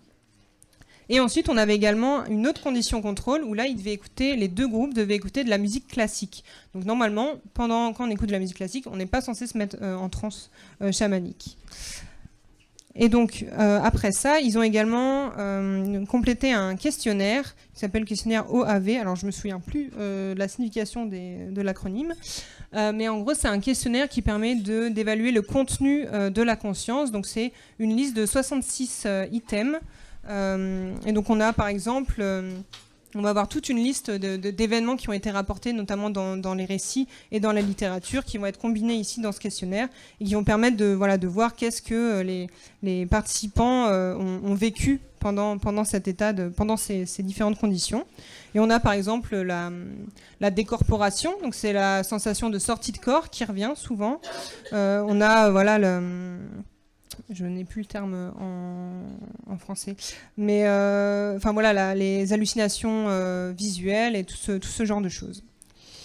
Et donc en plus de ça, ils ont fait autre chose dans cette étude, c'est qu'ils ont donc regardé ces résultats-là et ils les ont comparés avec des études antérieures qui ont été faites sur des patients qui ont pris des participants qui prenaient des drogues psychédéliques. Et pourquoi ils ont fait ça? Tout simplement parce qu'on a remarqué que dans certains récits de drogues psychédéliques, on retrouvait des caractéristiques que l'on retrouve également dans la transe. Notamment, comme je disais tout à l'heure, le phénomène de sortie de corps, c'est des choses qui ont aussi été rapportées par des gens qui ont pris des drogues. Et donc, ils ont voulu comparer un peu et voir qu'est-ce qu'il y avait en commun entre toutes ces différentes expériences. Et donc, au niveau des résultats, je ne sais pas si vous voyez très bien. Hop. Ce qu'ils ont regardé au niveau de l'activité électrique du cerveau, c'est qu'il y avait une augmentation de l'activité des ondes gamma. Donc les ondes gamma, c'est les ondes qui vont être prédominantes, notamment quand on réalise des tâches qui nécessitent des capacités intellectuelles. Donc quand on réfléchit, c'est les ondes gamma qui vont être prédominantes au niveau de l'activité cérébrale. Et donc ces ondes gamma, elles vont être beaucoup plus présentes dans l'état de transe chamanique. C'est ce que vous voyez ici. Bon, quand on connaît pas bien, c'est grave, c'est pas forcément très visuel, mais vous voyez la petite étoile rouge, ça veut dire qu'en fait, il y a une différence significative entre le sujet contrôle ici et le sujet avec les personnes qui faisaient la transe. Donc le petit tambour, c'est la condition transe, la musique, c'est la musique classique, et là, c'est au repos. Et donc vous voyez qu'ici, il n'y a pas de différence entre les deux groupes, mais ici, on voit une différence, et on voit que c'est beaucoup plus fort chez les patients qui ont réalisé la transe. Ils ont également observé une connectivité fonctionnelle qui a été diminuée au niveau des ondes alpha et augmentée au niveau des ondes bêta. Donc les ondes alpha, c'est plutôt les ondes qui vont être prédominantes quand on va être au repos, dans un état de relaxation. Tandis que les ondes bêta, elles vont être plutôt présentes quand on est concentré sur quelque chose. C'est les ondes bêta qui vont être plus prédominantes au niveau de l'activité cérébrale. Par contre, là, comme vous le voyez sur le schéma, donc on a une différence significative ici au niveau de alpha et au niveau de bêta, mais on voit également cette différence qu'elle est présente quand on écoute la musique classique. Donc là, c'est difficile de savoir si ce résultat il est dû uniquement à la transe ou si c'est juste tout simplement le fait d'écouter de la musique qui fait que les participants sont concentrés sur la musique et du coup c'est pour ça qu'on a une augmentation des ondes bêta dans les deux cas. Non, si, ici. Ah mais non, je dis n'importe quoi en plus. Ouais, si, c'est ça. Donc là, on a une augmentation ici, mais voilà, peut-être que c'est juste qu'ils sont plus concentrés sur ce qu'ils ressentent et sur la musique, tout simplement, et c'est pas forcément lié à la transe. Hop. Ensuite, au niveau du changement dans le contenu de la conscience, donc là, vous avez une partie, c'est pas tout, mais vous avez une partie des items de ce fameux questionnaire. Et ils ont regardé, du coup, ils ont comparé en fait les groupes contrôle avec les groupes en état de transe. Et comme vous pouvez le voir ici, pendant la musique classique, il n'y a pas du tout de différence entre les deux groupes. Ils vivent à peu près globalement la même expérience. Il n'y a pas de différence significative. Par contre, quand on regarde ici ce graphe-là, on voit qu'en vert, c'est le groupe contrôle. Et on voit que le groupe contrôle, il est à peu près pareil que pendant la musique classique. Il n'y a pas de gros changements. Par contre, les participants qui arrivent à se mettre en état de transe, on voit qu'il y a vraiment une augmentation du vécu et de ces différentes expériences, avec notamment, comme je disais ici, le phénomène de sortie de corps. On a également l'expérience d'unité qui revient beaucoup, les imageries complexes. Donc voilà, tout ça, là j'arrive pas bien à lire comme ça. Et donc on voit vraiment qu'il y a une grosse différence entre les deux groupes. Et ensuite, quand on compare les expériences des personnes qui se sont mises en transe avec des récits de personnes qui ont pris des diverses substances psychédéliques, eh bien on voit que c'est pas totalement pareil, hein, mais on retrouve quand même à certains endroits des phénomènes communs. On a notamment, je vais prendre l'exemple de la kétamine, donc c'est en bleu ici. Et pour la kétamine, on voit que pour la kétamine, on voit que les patients ils vivent des expériences de sortie de corps, comme pour les patients qui sont en état de transe. Et donc là, j'ai pris la kétamine en exemple tout simplement parce que vous allez voir juste après, c'est une molécule qui va revenir, tout simplement parce que ces expériences qui sont vécues quand on prend de la kétamine, on les retrouve également dans les expériences de mort imminente. Donc on peut se demander, est-ce qu'il n'y aurait pas quelque chose à faire à ce niveau-là pour essayer de comprendre quel est le mécanisme commun entre tous ces phénomènes. Hop. Donc maintenant, je vais parler des expériences de mort imminente et après, ce sera fini. J'ai parlé beaucoup. Donc, qu'est-ce que c'est une expérience de mort imminente? Donc, c'est un événement, un ensemble d'événements mentaux qui vont être émotionnellement riches. C'est souvent lié à des éléments mystiques et spirituels. Quand les gens décrivent ces récits, ils parlent beaucoup de spiritualité. Et ça, en fait, c'est des événements qui vont survenir en situation de danger réel ou perçu. Donc, notamment pendant un accident, la personne va avoir un accident et elle va vivre cette expérience de mort imminente. Et c'est souvent ça qu'ils décrivent comme je suis revenu de la mort, j'ai vu la lumière au bout du tunnel. Ça, c'est une expérience de mort imminente. Et donc souvent, ce qui est très perturbant pour ces gens-là, c'est qu'en fait, c'est extrêmement réaliste. En fait, ils vont vraiment tout ressentir, tout vivre comme si c'était réel. Et donc c'est vraiment quelque chose de très particulier à vivre. Et on retrouve beaucoup de caractéristiques récurrentes entre tous ces récits d'expériences de mort imminente que je vais juste vous décrire juste ici. Donc il y a une étude qui a été faite en 2014 également par une collègue, donc Vanessa Charland. Et elle a en fait regardé les récits de 140 personnes qui ont vécu des expériences de mort imminente et elle a regardé les caractéristiques qui ressortaient le plus dans ces récits. Et ce qui revient le plus souvent, c'est un sentiment de paix intérieure, le phénomène de décorporation qui revient encore, ici en deuxième position, la lumière, la fameuse lumière au bout du tunnel. On a également une perception altérée du temps. Et voilà, sentiment de bonheur accru, etc., etc. Donc toutes ces expériences-là, c'est plutôt des expériences qui vont avoir une valence positive chez ces gens-là. Donc en général, c'est quelque chose qui est assez bien vécu. Quand on parle avec une personne qui a vécu une expérience de mort imminente, souvent c'est quelque chose qui a changé leur vie, mais vraiment de manière positive. Et c'est quelque chose qui est vraiment décrit de manière positive. Par contre, on a quand même une certaine partie de ces gens-là qui vont pas du tout le vivre de manière positive. Donc on a 14% des gens qui ont vécu des expériences de mort imminente qui l'ont vécu de manière négative. Et donc pour ça, on a 3 types d'EMI négatives. On a l'EMI inversé, où là, en fait, ils vont vivre exactement tout ce que je vous ai décrit ici, ces mêmes phénomènes, sauf qu'au lieu de le vivre positivement, ils vont le vivre négativement. Ensuite, on a donc l'EMI infernal.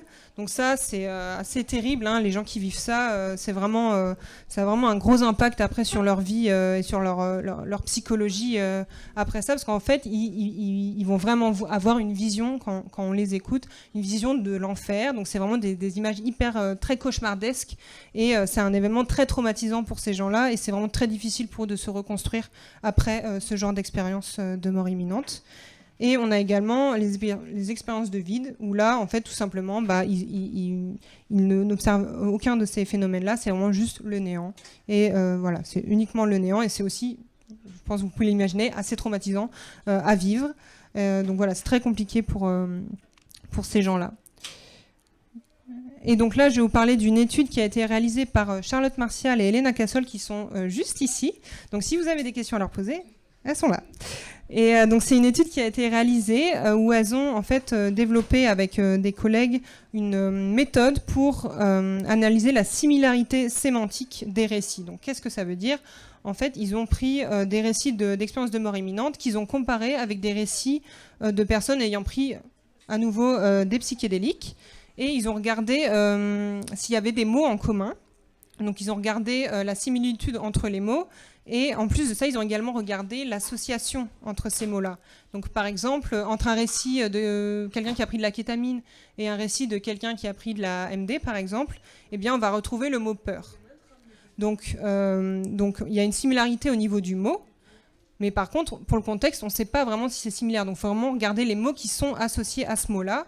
Donc par exemple, pour la kétamine, le mot peur, il va être associé au mot très, donc très peur. Et pour la MD, le mot peur, il va être associé au mot pas, donc pas peur. Donc là, le contexte est complètement différent. Et au final, la similitude entre les deux récits est aussi différente parce que c'est pas du tout la même expérience. Et donc, ils ont développé donc, toute une série de calculs très compliqués que je ne saurais pas vous expliquer, mais Elena et Charlotte sauront sûrement vous le dire si vous voulez plus de détails. Et ils ont développé un index de similarité.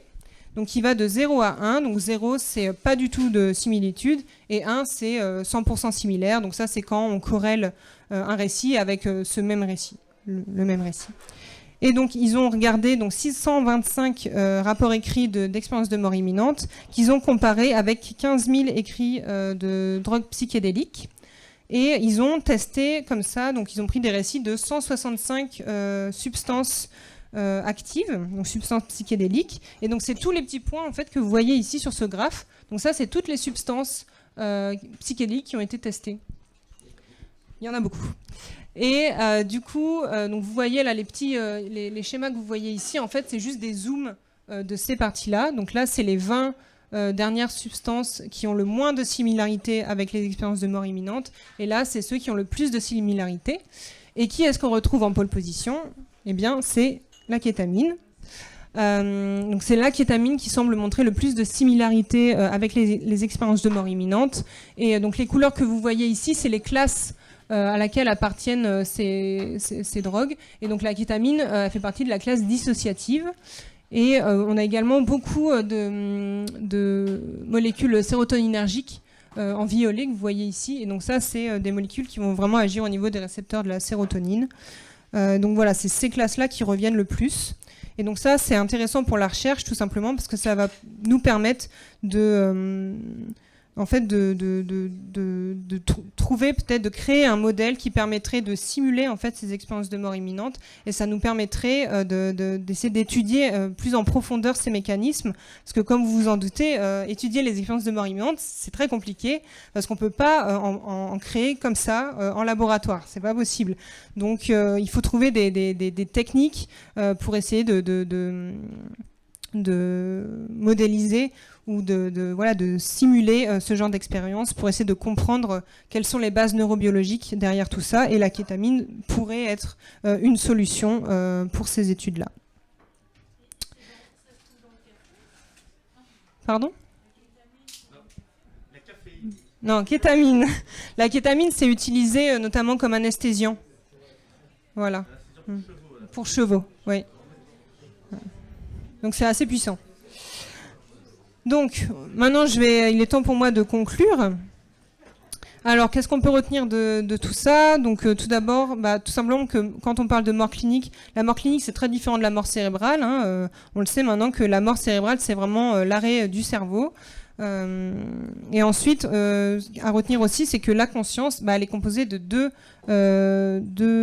composantes principales, l'éveil et l'expérience subjective, et que que cette conscience, elle va être également divisée en différents réseaux, le réseau externe, le réseau interne.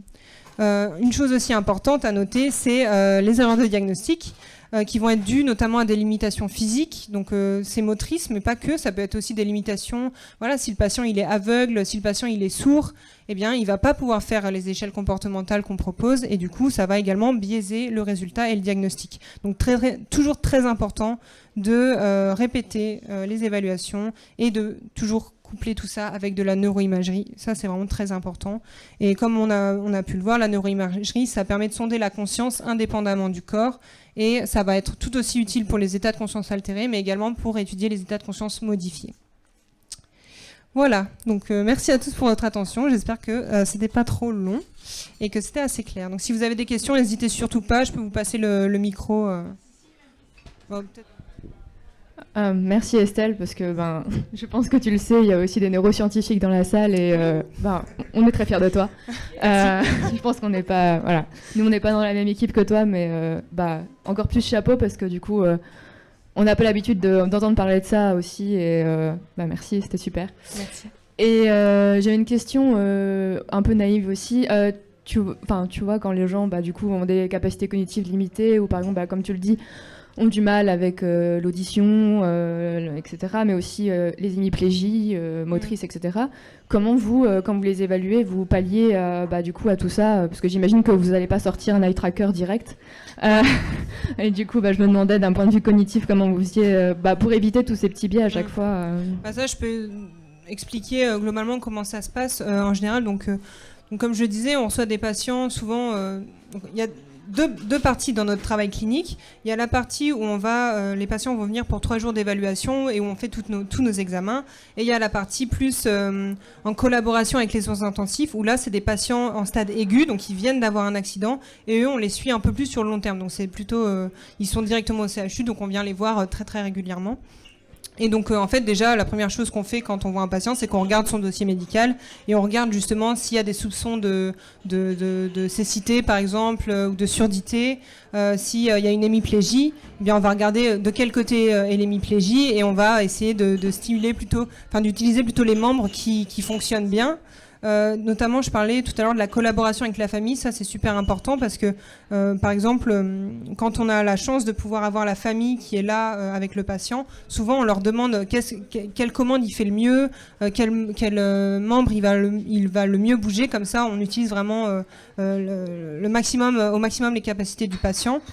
Et donc, quand un patient va être aveugle ou sourd, tout simplement, la CRSR, en fait, oui, pour vous donner un peu plus de contexte, la CRSR, c'est une échelle qui est divisée en plusieurs sous-parties qui vont évaluer, chaque partie évalue une fonction différente. Donc, il y a la fonction visuelle, la fonction auditive, la fonction motrice, etc., etc. Et donc, la fonction visuelle, pour quelqu'un qui est aveugle, on va pas la tester. Enfin, en tout cas, on va mettre que la personne est aveugle et on va pas pouvoir la tester. Il va falloir le prendre en compte dans nos évaluations. Et là, il y a récemment des études qui ont été faites par rapport justement au développement d'un index. Alors, je me souviens plus exactement le terme, TCC, mais ça veut dire quoi déjà? Je ne sais plus. C'est en anglais, mais bref. Donc, c'est un index qui va être calculé et qui va essayer d'un peu de pallier à ça, en fait. Mais bon, c'est tout un truc... voilà. Ouais. Et la deuxième partie, c'est aussi question, parce que on n'en a jamais parlé. Je me demandais, parce que c'est quand même pas facile comme population de patients, que ce soit pour vous ou pour la famille qui est autour à chaque fois, et je me demandais s'il y avait une prise en charge en fait psychologique, parce que pour la patiente, j'imagine qu'il y a déjà une équipe totale et psychologique, ça peut être des fois compliqué, mais du coup je me demandais pour la famille, et je me demandais aussi pour vous, quand vous faites des hospitalisations de plusieurs jours, des fois ça doit pas être facile. Et voilà, question naïve. Oui, alors pour les familles, oui. Ce qui se passe pour les familles qui viennent pour les 3 jours d'hospitalisation, on leur propose, il y a notamment une réunion qui est faite avec les médecins et un psychologue pour parler des éventualités des décisions thérapeutiques et tout ça. Et on leur propose un suivi psychologique et souvent on leur demande s'ils ont un suivi psychologique. Mais ce qui se passe aussi dans la plupart des cas, c'est qu'en fait ces gens-là, ils sont déjà dans des centres de réhabilitation de base dans leur ville, etc. Et là, en général, il y a un psychologue et donc ils sont en contact avec le psychologue du centre de réhabilitation. Et pour nous, non. Je pense c'est selon chacun, selon la sensibilité de chacun, mais nous on n'a pas de psychologue, on voit pas de psychologue, c'est pas une obligation d'en voir un en tout cas, et voilà, on n'a pas de psychologue, pas de thérapeute, et oui, des fois c'est difficile, mais bon voilà, il faut juste apprendre à essayer de prendre du recul et voilà quoi. Mais c'est vrai que c'est quelque chose qui devrait je pense qu'il devrait être mis en place aussi pour nous. Après, pas forcément de type obligatoire, mais... non, pas obligatoire. C'était juste une question comme ça, parce que, en plus, souvent, je parle en tant que... Enfin, je suis pas psy, mais je suis en recherche psycho. Et c'est vrai qu'on va pas forcément faire un suivi sur 3 jours d'hospi, mais juste si vous avez la possibilité de parler, en fait, je me demandais, parce que j'imagine que c'est clairement pas facile. Ouais, non, on n'a pas de psychologue rattaché au laboratoire. Mais ce serait cool. Bonsoir, merci déjà pour votre conférence très très intéressante. J'ai pas vraiment des questions, mais c'est plutôt une manière de m'exprimer. En fait, moi je me suis un petit peu intéressé aux expériences de mort imminente. Et à l'époque, j'avais contacté Monsieur Jean Morzel, que vous connaissez peut-être. En fait, est-ce que toi, tu connais ? Je sais pas si vous connaissez Jean Morzel. En fait, alors on parle toujours de Pamela Reynolds, qui a manifestement survécu à une expérience de mort imminente, qui a vu des choses, etc. Et en fait, Monsieur Jean Morzel, je pense que c'était dans les années 40-50. Enfin bref, son histoire, c'est que voilà, il a vécu cette expérience de mort imminente. Et quand on l'a mis en fait sur une table, et il est sorti soi-disant donc hors de son corps, etc. Puis il est retombé et il a vu en fait sous la table sur laquelle il était couché une plaque qui notait en fait des éléments. Et donc voilà, il en a parlé après à son chirurgien qu'il avait vu ces éléments très pertinents. Et son chirurgien est allé voir cette plaque et effectivement il a vu que c'était exactement ce que Monsieur Morzel avait dit. Enfin, bref, tout ça pour dire qu'un jour j'ai contacté Monsieur Morzel qui est décédé maintenant et qui m'avait assuré que c'était totalement réel en fait ce qu'il avait vécu. Donc moi je me suis posé beaucoup de questions par rapport à ça, ce qui m'amène à dire en fait qu'un jour j'ai vécu une expérience, pas de mort imminente mais plutôt de conscience modifiée que je peux vous raconter en fait. Et je voulais contacter Madame Charlotte. Elle est ici. Oui, c'est vous, hein. Oui, voilà. Évidemment, je l'ai pas fait, mais bon, voilà. En fait, je vous avais envoyé un mail, mais tout ça pour expliquer, et je vais vous le raconter. Donc, il y a quelques années, j'étais revenu du Cupper. Alors, est-ce que c'était la chimée bleue? Je ne sais pas, mais bon, toujours est-il que j'étais un peu bourré. Hein, donc, voilà. Et donc, je suis rentré chez moi, et je me suis couché. Et là, c'était très étrange parce que le mur blanc de ma chambre s'est transformé en une espèce de néant, en fait, de trou, entre guillemets. Et là, il y a une espèce d'entité. Alors, c'est paradoxal, parce que c'est une entité, et en même temps, je dis que c'est un néant. Et cette entité me disait, voilà, ta vie est fausse, tout ce que tu dis est faux. Tout ce que tu penses est faux, tout ça n'est qu'une illusion.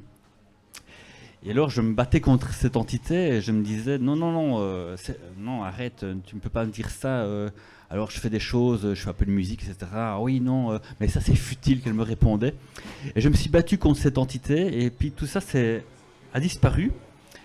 Et ce mur, entre guillemets, ce néant s'est refermé sur ce mur et c'est devenu un mur blanc comme je vois maintenant. Alors je vous assure, bon voilà, maintenant c'est un peu subjectif évidemment, que c'était réel en fait. C'était pas un rêve. Pour moi, c'était pas un rêve. En tout cas, c'était. Donc voilà, ça fait une dizaine d'années maintenant. Ça me perturbe toujours. Donc je sais pas si vous avez une idée par rapport à ça. Je voulais vous contacter par rapport à ça. Vous en parler en fait. Et puis je l'ai pas fait. J'oublie pourquoi. Mais bon voilà. Donc parce que en fait, je me dis, je vais te barder de capteurs sur mon cerveau. Je ne voulais pas tellement. Mais non voilà, mais bon. Non, je plaisante. Mais voilà. C'est ça. Donc, est-ce que c'est la chimée bleue, finalement, ma question? Non, je plaisante. Peut-être. Non, voilà, mais par exemple, sérieusement, pour la première partie de votre témoignage sur j'ai déjà oublié son nom, le monsieur... Monsieur Jean Morzel. Voilà. Souvent, j'ai eu l'occasion de lire plusieurs récits d'expériences de mort imminente pendant mon stage, et il y avait ce phénomène revenait souvent de patients qui disaient justement faire des sorties de corps dans leur lit d'hôpital et être capable de voir 3 pièces plus loin ce qui se passait. Et après, quand ils revenaient, quand ils retrouvaient un état de conscience, il s'avérait que ils demandaient et c'était vrai. Le problème, c'est que c'est des récits. Et donc, c'est difficile de savoir si c'est vrai. Scientifiquement, voilà, c'est difficile. Une des solutions, ce serait vraiment de réussir à reproduire ça en laboratoire et de mettre un truc en dessous du lit et de tester. Mais induire Est-ce une... qu'il n'y a pas Sylvie Détiolas qui fait ça? Sylvie Détiolas dans Noémie, je ne sais plus comment ça s'appelle, en fait, son centre, apparemment. Est-ce qu'il n'y a pas eu ce genre d'expérience, mais qui n'ont pas été sûrement validées, j'imagine, où ça a fait peut-être à 2-3 personnes? Je ne sais pas, en fait. Alors, oui, moi je laisserai Charlotte compléter, mais moi je connais très peu de choses sur ce que fait Sylvie Détiolas, mais je ne pense pas qu'elle a publié dans des revues scientifiques. Je crois pas, non. Or, voilà, il faut vraiment que, que ce soit reproductible. Enfin, voilà, il y a tout un tas de critères qui doivent être complétés pour qu'on puisse juger qu'il s'agit d'une étude fiable. Alors, c'est vrai qu'on a souvent entendu ce type de témoignages où les gens rapportent des choses... Alors, je me permets de te corriger un peu, Estelle, parce que pas qu'ils se sont avérés vrais, mais dont on a vérifié certains aspects, des choses qu'on a pu vérifier. Voilà, les gens disent, bah oui, j'ai observé telle et telle chose alors que j'étais supposément en arrêt cardiaque. On vérifie et effectivement, on a pu observer ces choses-là. Après, on ne peut pas exclure tout type de biais. Par exemple, médecin qui a pu décrire des choses qui figuraient près de la table d'opération ou en dessous de la table.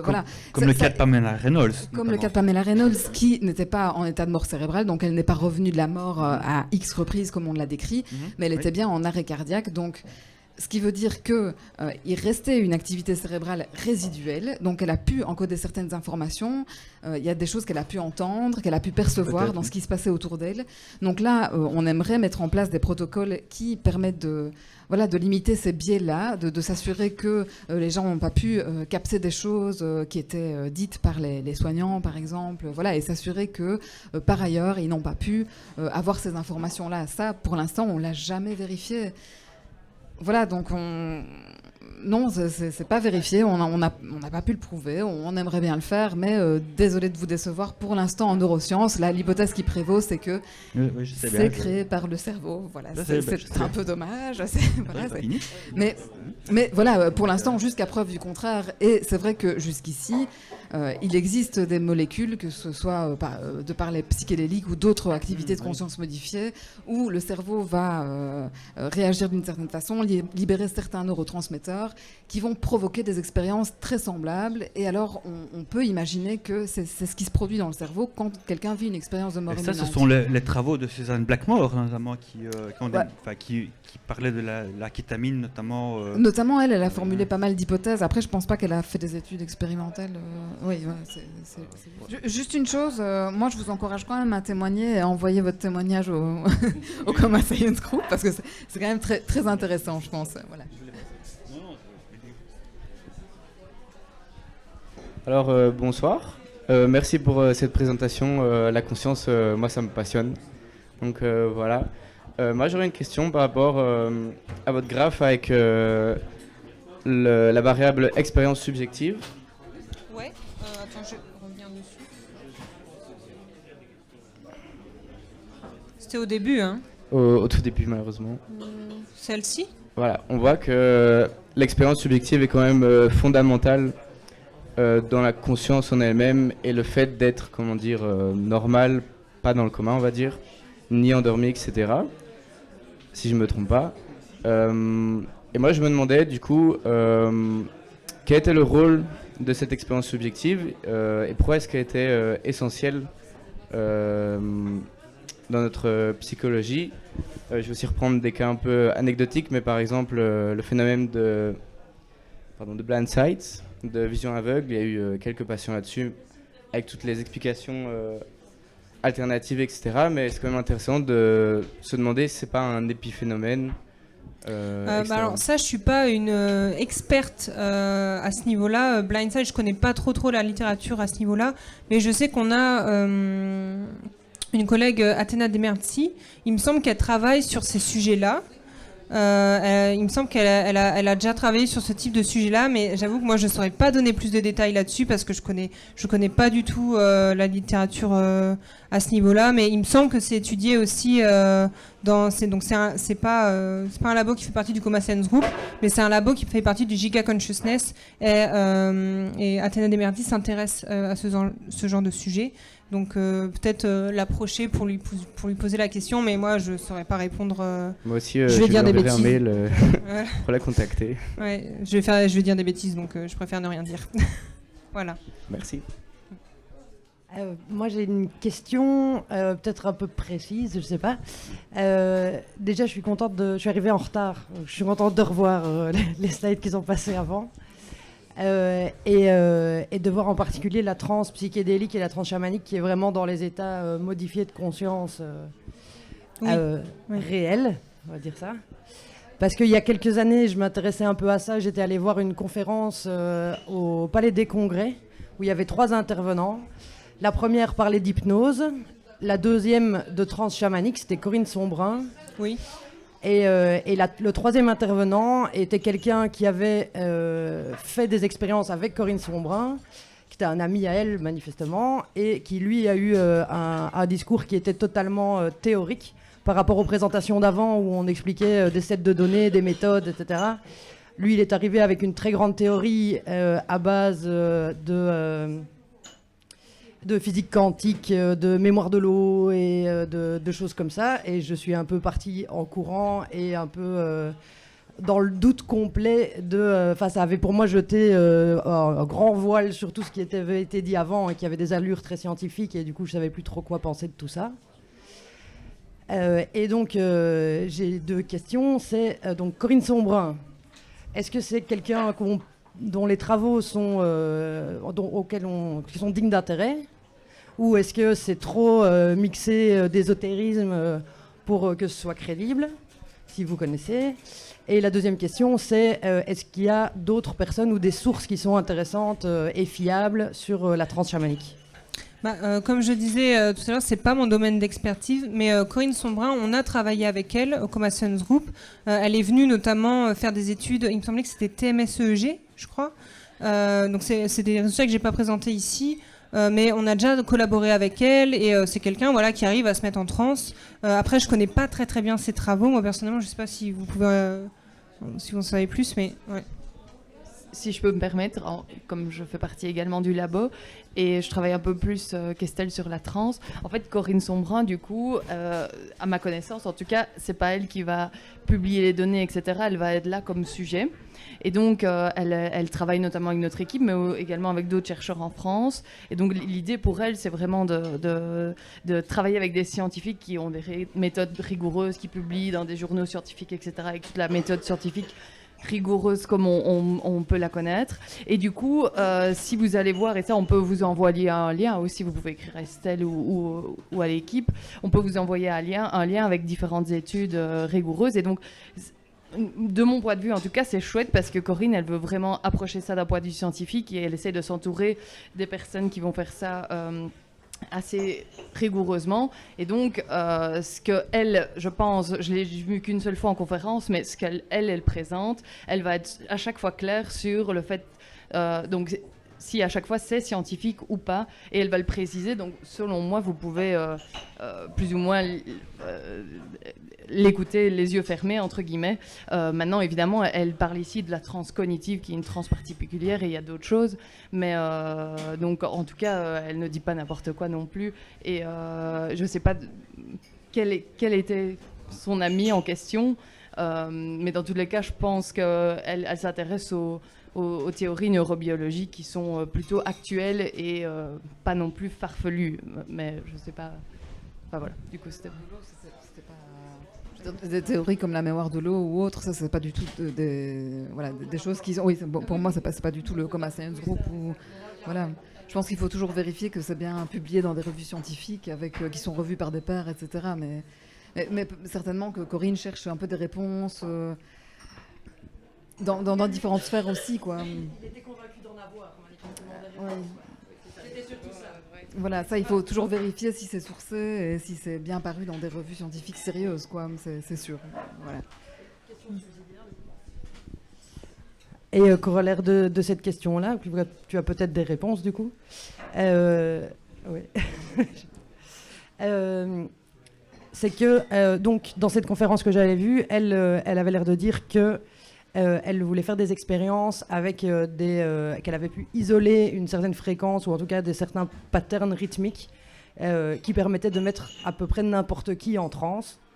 Et qu'il y avait une recherche sur cette idée, donc comme l'hypnose est une compétence innée que n'importe qui a la capacité de se mettre en état d'hypnose, que potentiellement n'importe qui aurait aussi la capacité de se mettre en état de transe. Et enfin voilà, je ne sais pas si on est quelque part dans cette recherche-là, est-ce que ça dit ?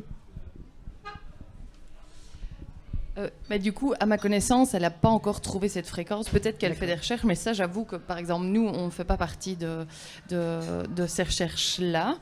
Nous, par contre, ce qu'on essaie de démontrer, c'est, OK, elle a induit une transe, et alors, évidemment, il n'y a pas qu'elle, il y a aussi d'autres experts en transe qui sont, entre guillemets, du même niveau qu'elle et qui ont cette facilité à se mettre dans cet état-là, qui viennent au laboratoire. Et alors, on utilise notamment la TMS, ou alors on va, enfin, c'est une technique compliquée, mais l'idée, c'est de stimuler une certaine partie du cerveau, d'observer la réponse cérébrale et de la caractériser. Alors, en fonction de son amplitude, de sa durée, etc., enfin, on caractérise vraiment la réponse. Ça va nous donner des indications quant à l'état, entre guillemets, objectif dans lequel les participants étaient.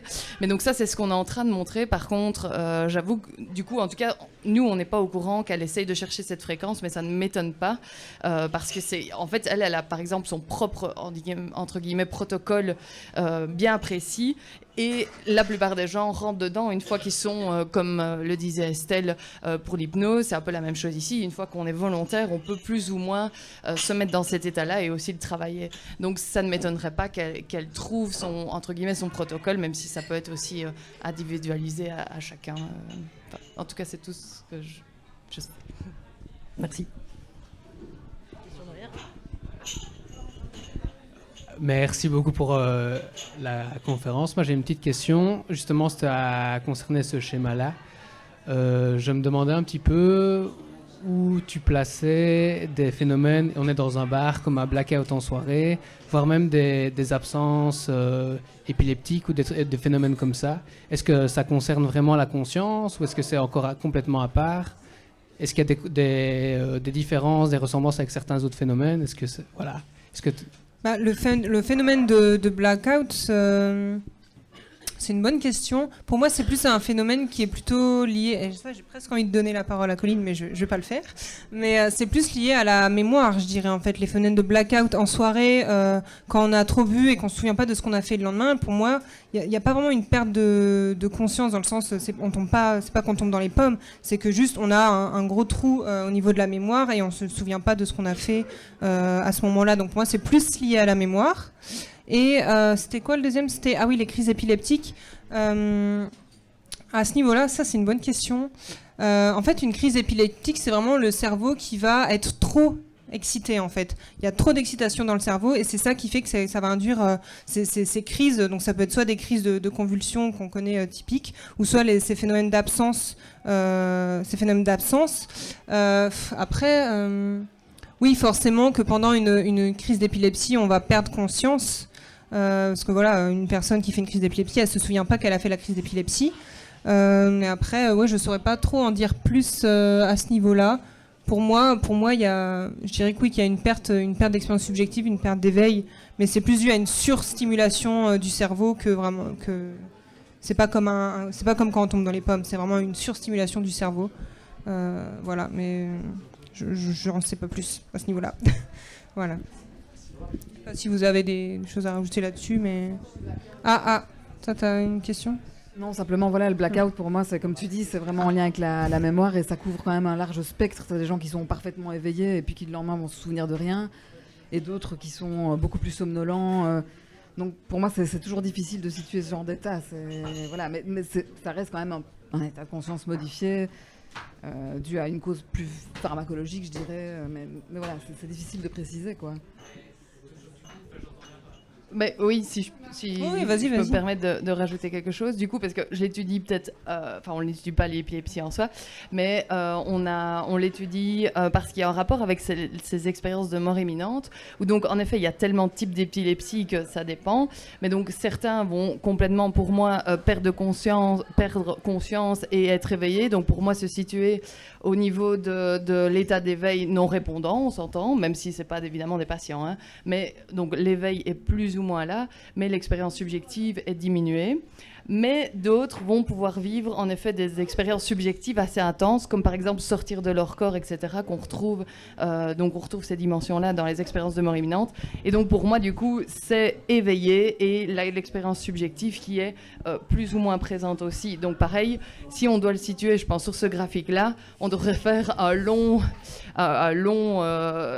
ovale comme ça, je pense, qui est plus ou moins ici à droite, où l'expérience subjective est plus ou moins présente, mais toujours, en tout cas, si je ne suis pas experte en épilepsie, mais toujours un minimum éveillé. En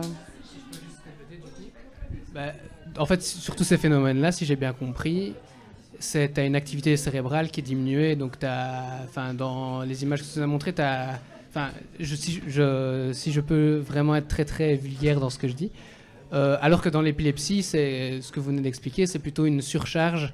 Donc, est-ce qu'il y a des, quels sont les liens, quelles sont les différences entre, du coup, dans une surcharge, tu peux être de manière très transversale aussi sur l'axe, et dans une période plutôt justement avec une activité plus basse, tu peux aussi être dans un axe très transversal, pardon. Enfin, je sais pas, je pose des questions, mais est-ce qu'il y a des grosses... Enfin, qu'est-ce qui fait est-ce que c'est complètement deux phénomènes complètement opposés et qu'il fait qu'il y a des états qui sont plus ou moins comparables, ou bien est-ce que ça se rejoint mais qu'on n'a pas encore trouvé les liens en fait entre les deux phénomènes? Je dirais déjà dans un premier temps, les liens, ils n'ont pas tellement été étudiés à ma connaissance, donc c'est difficile de vraiment savoir et de vraiment comparer. Toi, je ne sais pas si tu avais quelque chose à rajouter par rapport à ça. Juste un petit truc, pareil, si je me permets. Je crois que comme Estelle l'a bien montré dans la présentation, l'important, c'est au niveau cérébral, c'est qu'on ne va pas s'intéresser à la totalité du cerveau. Donc, ce n'est pas la globalité du cerveau qui va nous dire la personne est consciente ou pas. Et c'est des zones critiques, comme elle l'a bien dit, qui sont importantes pour la conscience subjective, etc. Et donc, en effet, comme elle le dit bien, il n'y a pas vraiment encore de lien, malheureusement, qui s'est fait entre la littérature et épilepsie et, par exemple, notre littérature à nous. Mais je pense que ça va pas tarder à se faire. Mais donc, c'est plutôt en effet certaines régions qui sont critiques, et il y aurait très clairement, en tout cas théoriquement, on l'a déjà fait dans nos papiers sur les expériences de mort imminente, on a fait ce lien théorique entre des crises d'épilepsie qui activent certaines régions, etc., où il y a aussi des neurotransmetteurs qui sont libérés, etc. En comparaison avec les expériences de mort imminente, il y a des points communs, mais ça n'a pas encore été malheureusement réellement testé empiriquement. Donc, et je crois faudra revenir dans un sceptique dans 2 ans. Je crois que Lucas, tu as une remarque par rapport à ça. Alors effectivement, j'avais une remarque. On remonte un peu dans le temps, c'était par rapport au blind sight. En fait, pour expliquer brièvement ce que c'est que le blind sight, c'est des cas qui sont assez rares, effectivement, où les patients n'ont plus de vision subjective, c'est-à-dire que là, il faut distinguer ce que nous, on voit et ce que notre cerveau voit. Dans le blind sight, vous avez une vision noire, vous ne voyez plus rien, mais le cerveau est encore capable de détecter d'autres choses, par exemple les mouvements. Pourquoi ? Parce que c'est ça. Et parce que les réseaux qui détectent les mouvements ne sont pas rigoureusement les mêmes que ceux qui vous permettent de voir ce que vous avez ici. C'est la même chose pour les émotions. Il y a des expériences qui ont montré que quand on présente un visage émotionnel, un visage triste, un visage joyeux à quelqu'un qui a un blind sight, donc qui ne peut pas voir ce qu'il y a devant lui, est capable de dire avec une assez bonne précision l'émotion qui est devant lui sans savoir ce qui est devant lui. Même chose dans un parcours d'obstacles, quand la personne est en déplacement, allez savoir pourquoi, et la personne peut, du fait qu'elle se déplace, les choses sont en mouvement devant elle et elle peut esquiver des obstacles, alors qu'en soi, subjectivement, elle dira ne rien voir. Pourquoi ? Parce que les régions qui sont impliquées dans la vision, ce que l'on voit devant soi, sont dans des régions occipitales, donc c'est vraiment l'arrière du cerveau, alors que la perception des mouvements est davantage dans des régions pariétales, donc qui sont plus à l'arrière du crâne sans vraiment être la pointe. Voilà. Et effectivement, quand les lésions sont suffisamment localisées dans certains endroits du cerveau, la personne ne voit plus, mais son cerveau voit encore certaines choses. Voilà, ça c'était la remarque par rapport à tout à l'heure, et j'avais une question pour toi. Je sais que c'est pas ton domaine, donc si t'as pas la réponse, c'est pas grave, mais c'est vraiment de la curiosité personnelle. Dans le cadre des expériences de mort imminente, il y a des personnes qui en font, il y a des personnes qui n'en font pas, donc pour lesquelles il y aura le vide total et vont se réveiller par chance. Il y en a qui vont vivre ça, qui vont voir les mêmes choses potentiellement, mais qui le vivront bien, d'autres qui le vivront mal. Est-ce qu'il y a des prédispositions neuronales au niveau du cerveau qui vont distinguer les personnes qui ont plus de susceptibilité d'en faire versus non, ou des prédispositions psychologiques ou de personnalité qui leur permettront de vivre ça de façon positive ou négative? Est-ce qu'il y a quelque chose à ce sujet-là, qu'importe? C'est une excellente question. Et je ne sais pas. Donc, je vais voir si Elena... Parce que Elena et Charlotte, je n'ai pas précisé, mais elles ont vraiment fait leur thèse sur ce sujet-là, les expériences de mort imminente, donc je préfère les laisser répondre. Alors là, c'est vraiment des hypothèses, mais alors je laisserai Charlotte me contredire ou compléter. Mais c'est vrai qu'on a déjà beaucoup réfléchi à ça. Alors il y a déjà d'une part savoir si les gens qui rapportent après un arrêt cardiaque ne pas en vivre, est-ce qu'ils n'en ont pas vécu ou est-ce qu'ils ne s'en souviennent pas? Alors ça, c'est déjà une première chose. Ou est-ce que vraiment il y a des gens qui sont prédisposés à en vivre et d'autres pas du tout? Je pense qu'il y a quand même un peu des deux. Je me demande aussi, mais là vraiment je m'avance, vraiment ça n'engage que moi. Je pense que on a déjà mis en évidence que les gens qui ont vécu des expériences de mort imminente par rapport à d'autres qui n'en ont pas vécu rapportent aussi plus d'expériences, ce qu'on appelle de dissociation. Donc des expériences où par exemple, typiquement vous êtes dissocié aussi de ce qui se passe dans votre environnement. C'est des gens qui vont avoir, par exemple, beaucoup plus tendance, quand ils font des trajets très routiniers, à se dire que voilà, je suis arrivée finalement à la maison. C'est un trajet que je fais très fréquemment. Et je me rends compte que je ne me suis pas du tout rendu compte du trajet que je faisais, quoi. Je ne me rappelle pas du tout de ce qui s'est passé, etc. Donc on voit que ce phénomène, par exemple, de dissociation, dont ce trajet en voiture très routinier est un exemple assez typique, est beaucoup plus présent chez ces personnes-là. Et je pense aussi que ces événements dissociatifs, ils sont... Pour moi, ils sont quand même en lien avec un fonctionnement cérébral assez particulier. C'est peut-être des gens qui ont beaucoup plus on parlait de ce switch entre conscience interne et externe, des gens qui sont beaucoup plus tournés finalement vers ce qui se passe à l'intérieur d'eux, qui ont une conscience de soi qui est beaucoup plus prégnante. Et ce switch, il va peut-être pas s'opérer aussi facilement. Donc, moi, c'est une hypothèse. Ce serait intéressant, je pense, de tester, de voir si des gens qui ont moins cette tendance à switcher rapidement entre ce qui se passe... à être conscient de ce qui se passe dans leur environnement ou versus cette conscience interne, et qui sont beaucoup plus dissociés, beaucoup plus tournés vers des phénomènes plutôt internes, si ces personnes vont pas effectivement, si ce serait pas une des causes, ou est-ce que ce serait pas en lien avec l'émergence de ces EMI. Donc voilà, je pense que pour moi, il y a quand même un lien, il y a quand même des prédispositions. On remarque aussi dans nos témoignages qu'il y a beaucoup plus de gens qui sont dits synesthètes parmi les gens qui ont des expériences de mort imminente, donc qui vont avoir un mélange d'essence beaucoup plus prégnant, etc. Ça, c'est pas vérifié, mais je pense que c'est clairement des hypothèses qu'on devrait vérifier.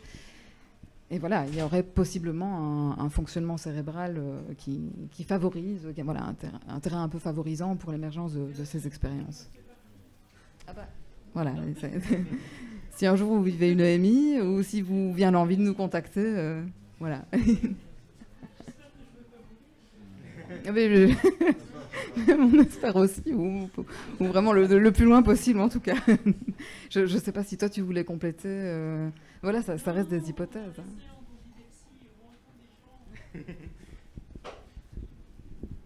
Juste en attendant la prochaine question, juste rebondir sur la pertinence de ces hypothèses qui est vraiment très bonne. J'aime vraiment beaucoup, je suis aussi en ligne avec ces avis-là.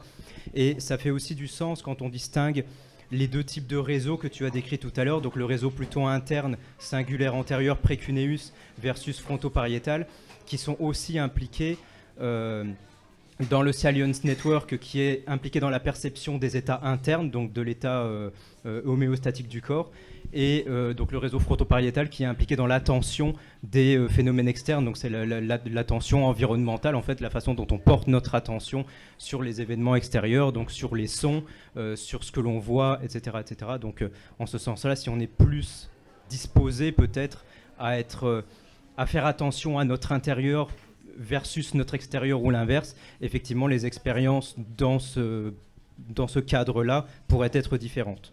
Pourquoi pas? Je crois qu'il fait ça, le fil.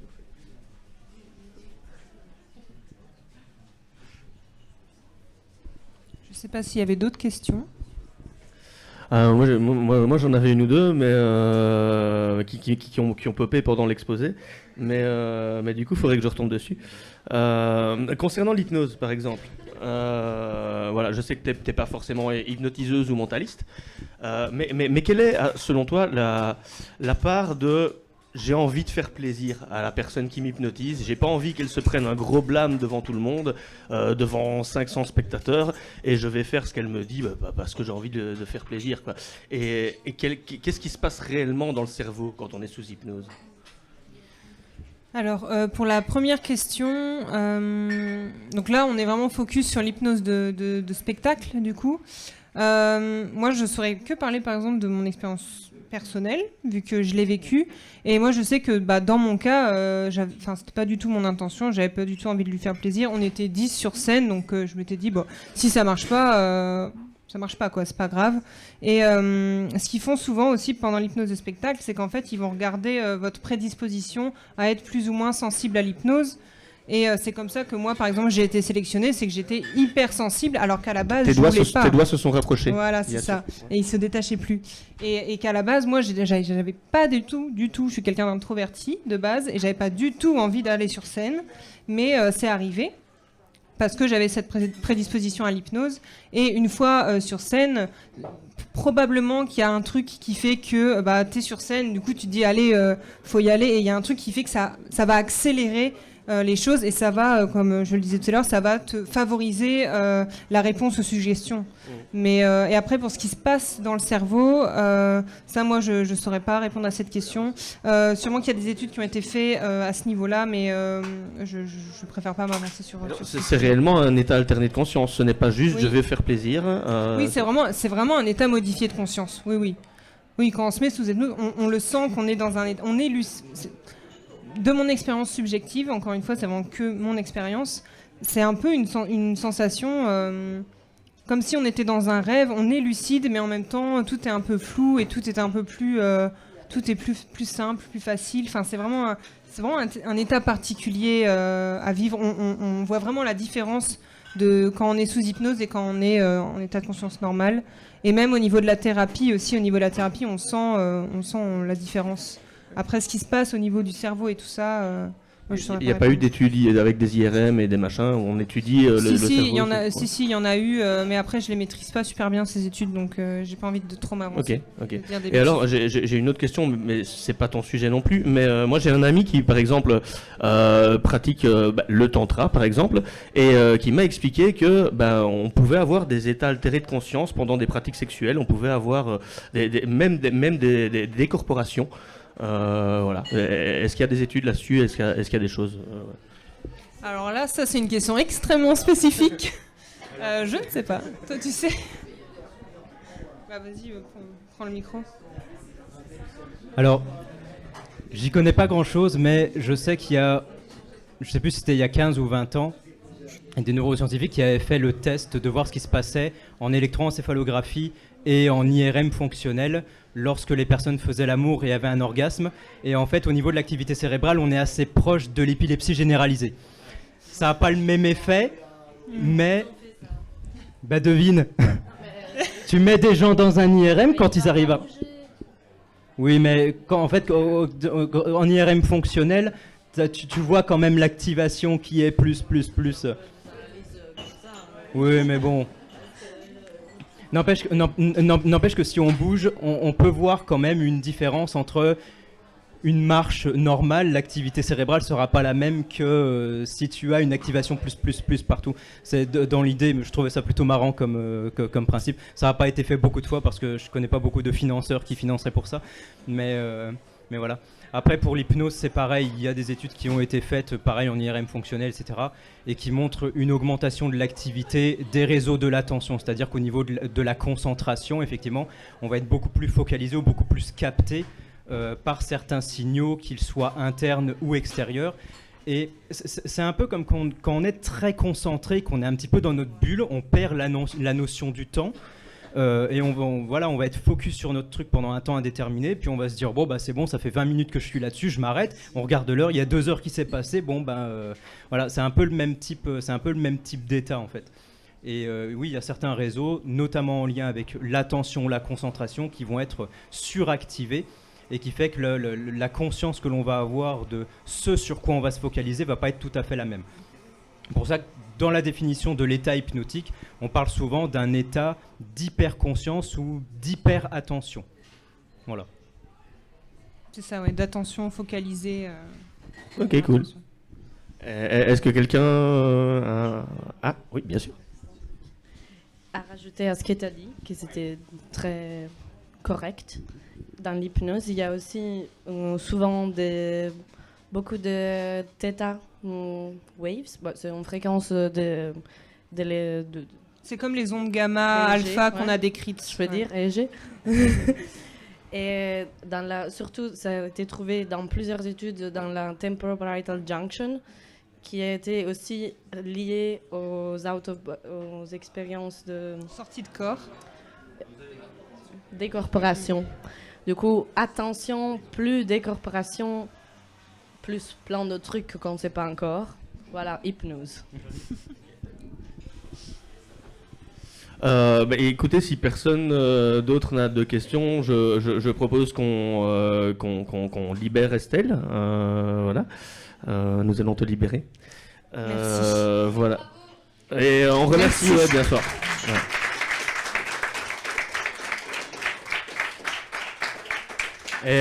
Et du coup, n'hésitez pas à créer des petits groupes de discussion, discuter entre vous de ce qu'on a. C'est aussi le but, le but des Skeptics in the Pub, hein, c'est discuter entre nous. Voilà. Et n'oubliez pas qu'on a une page Utip, Skeptics in the Pub Liège sur Utip. On va probablement faire en un mois de pause ici. On n'aura pas de Skeptics in the Pub en décembre. On va peut-être faire juste se boire un verre et se rencontrer. On reprendra en janvier et sur ces 2 mois de pause, je vous promets de monter et de mettre en ligne les 3 vidéos des 3 précédentes conférences. Voilà.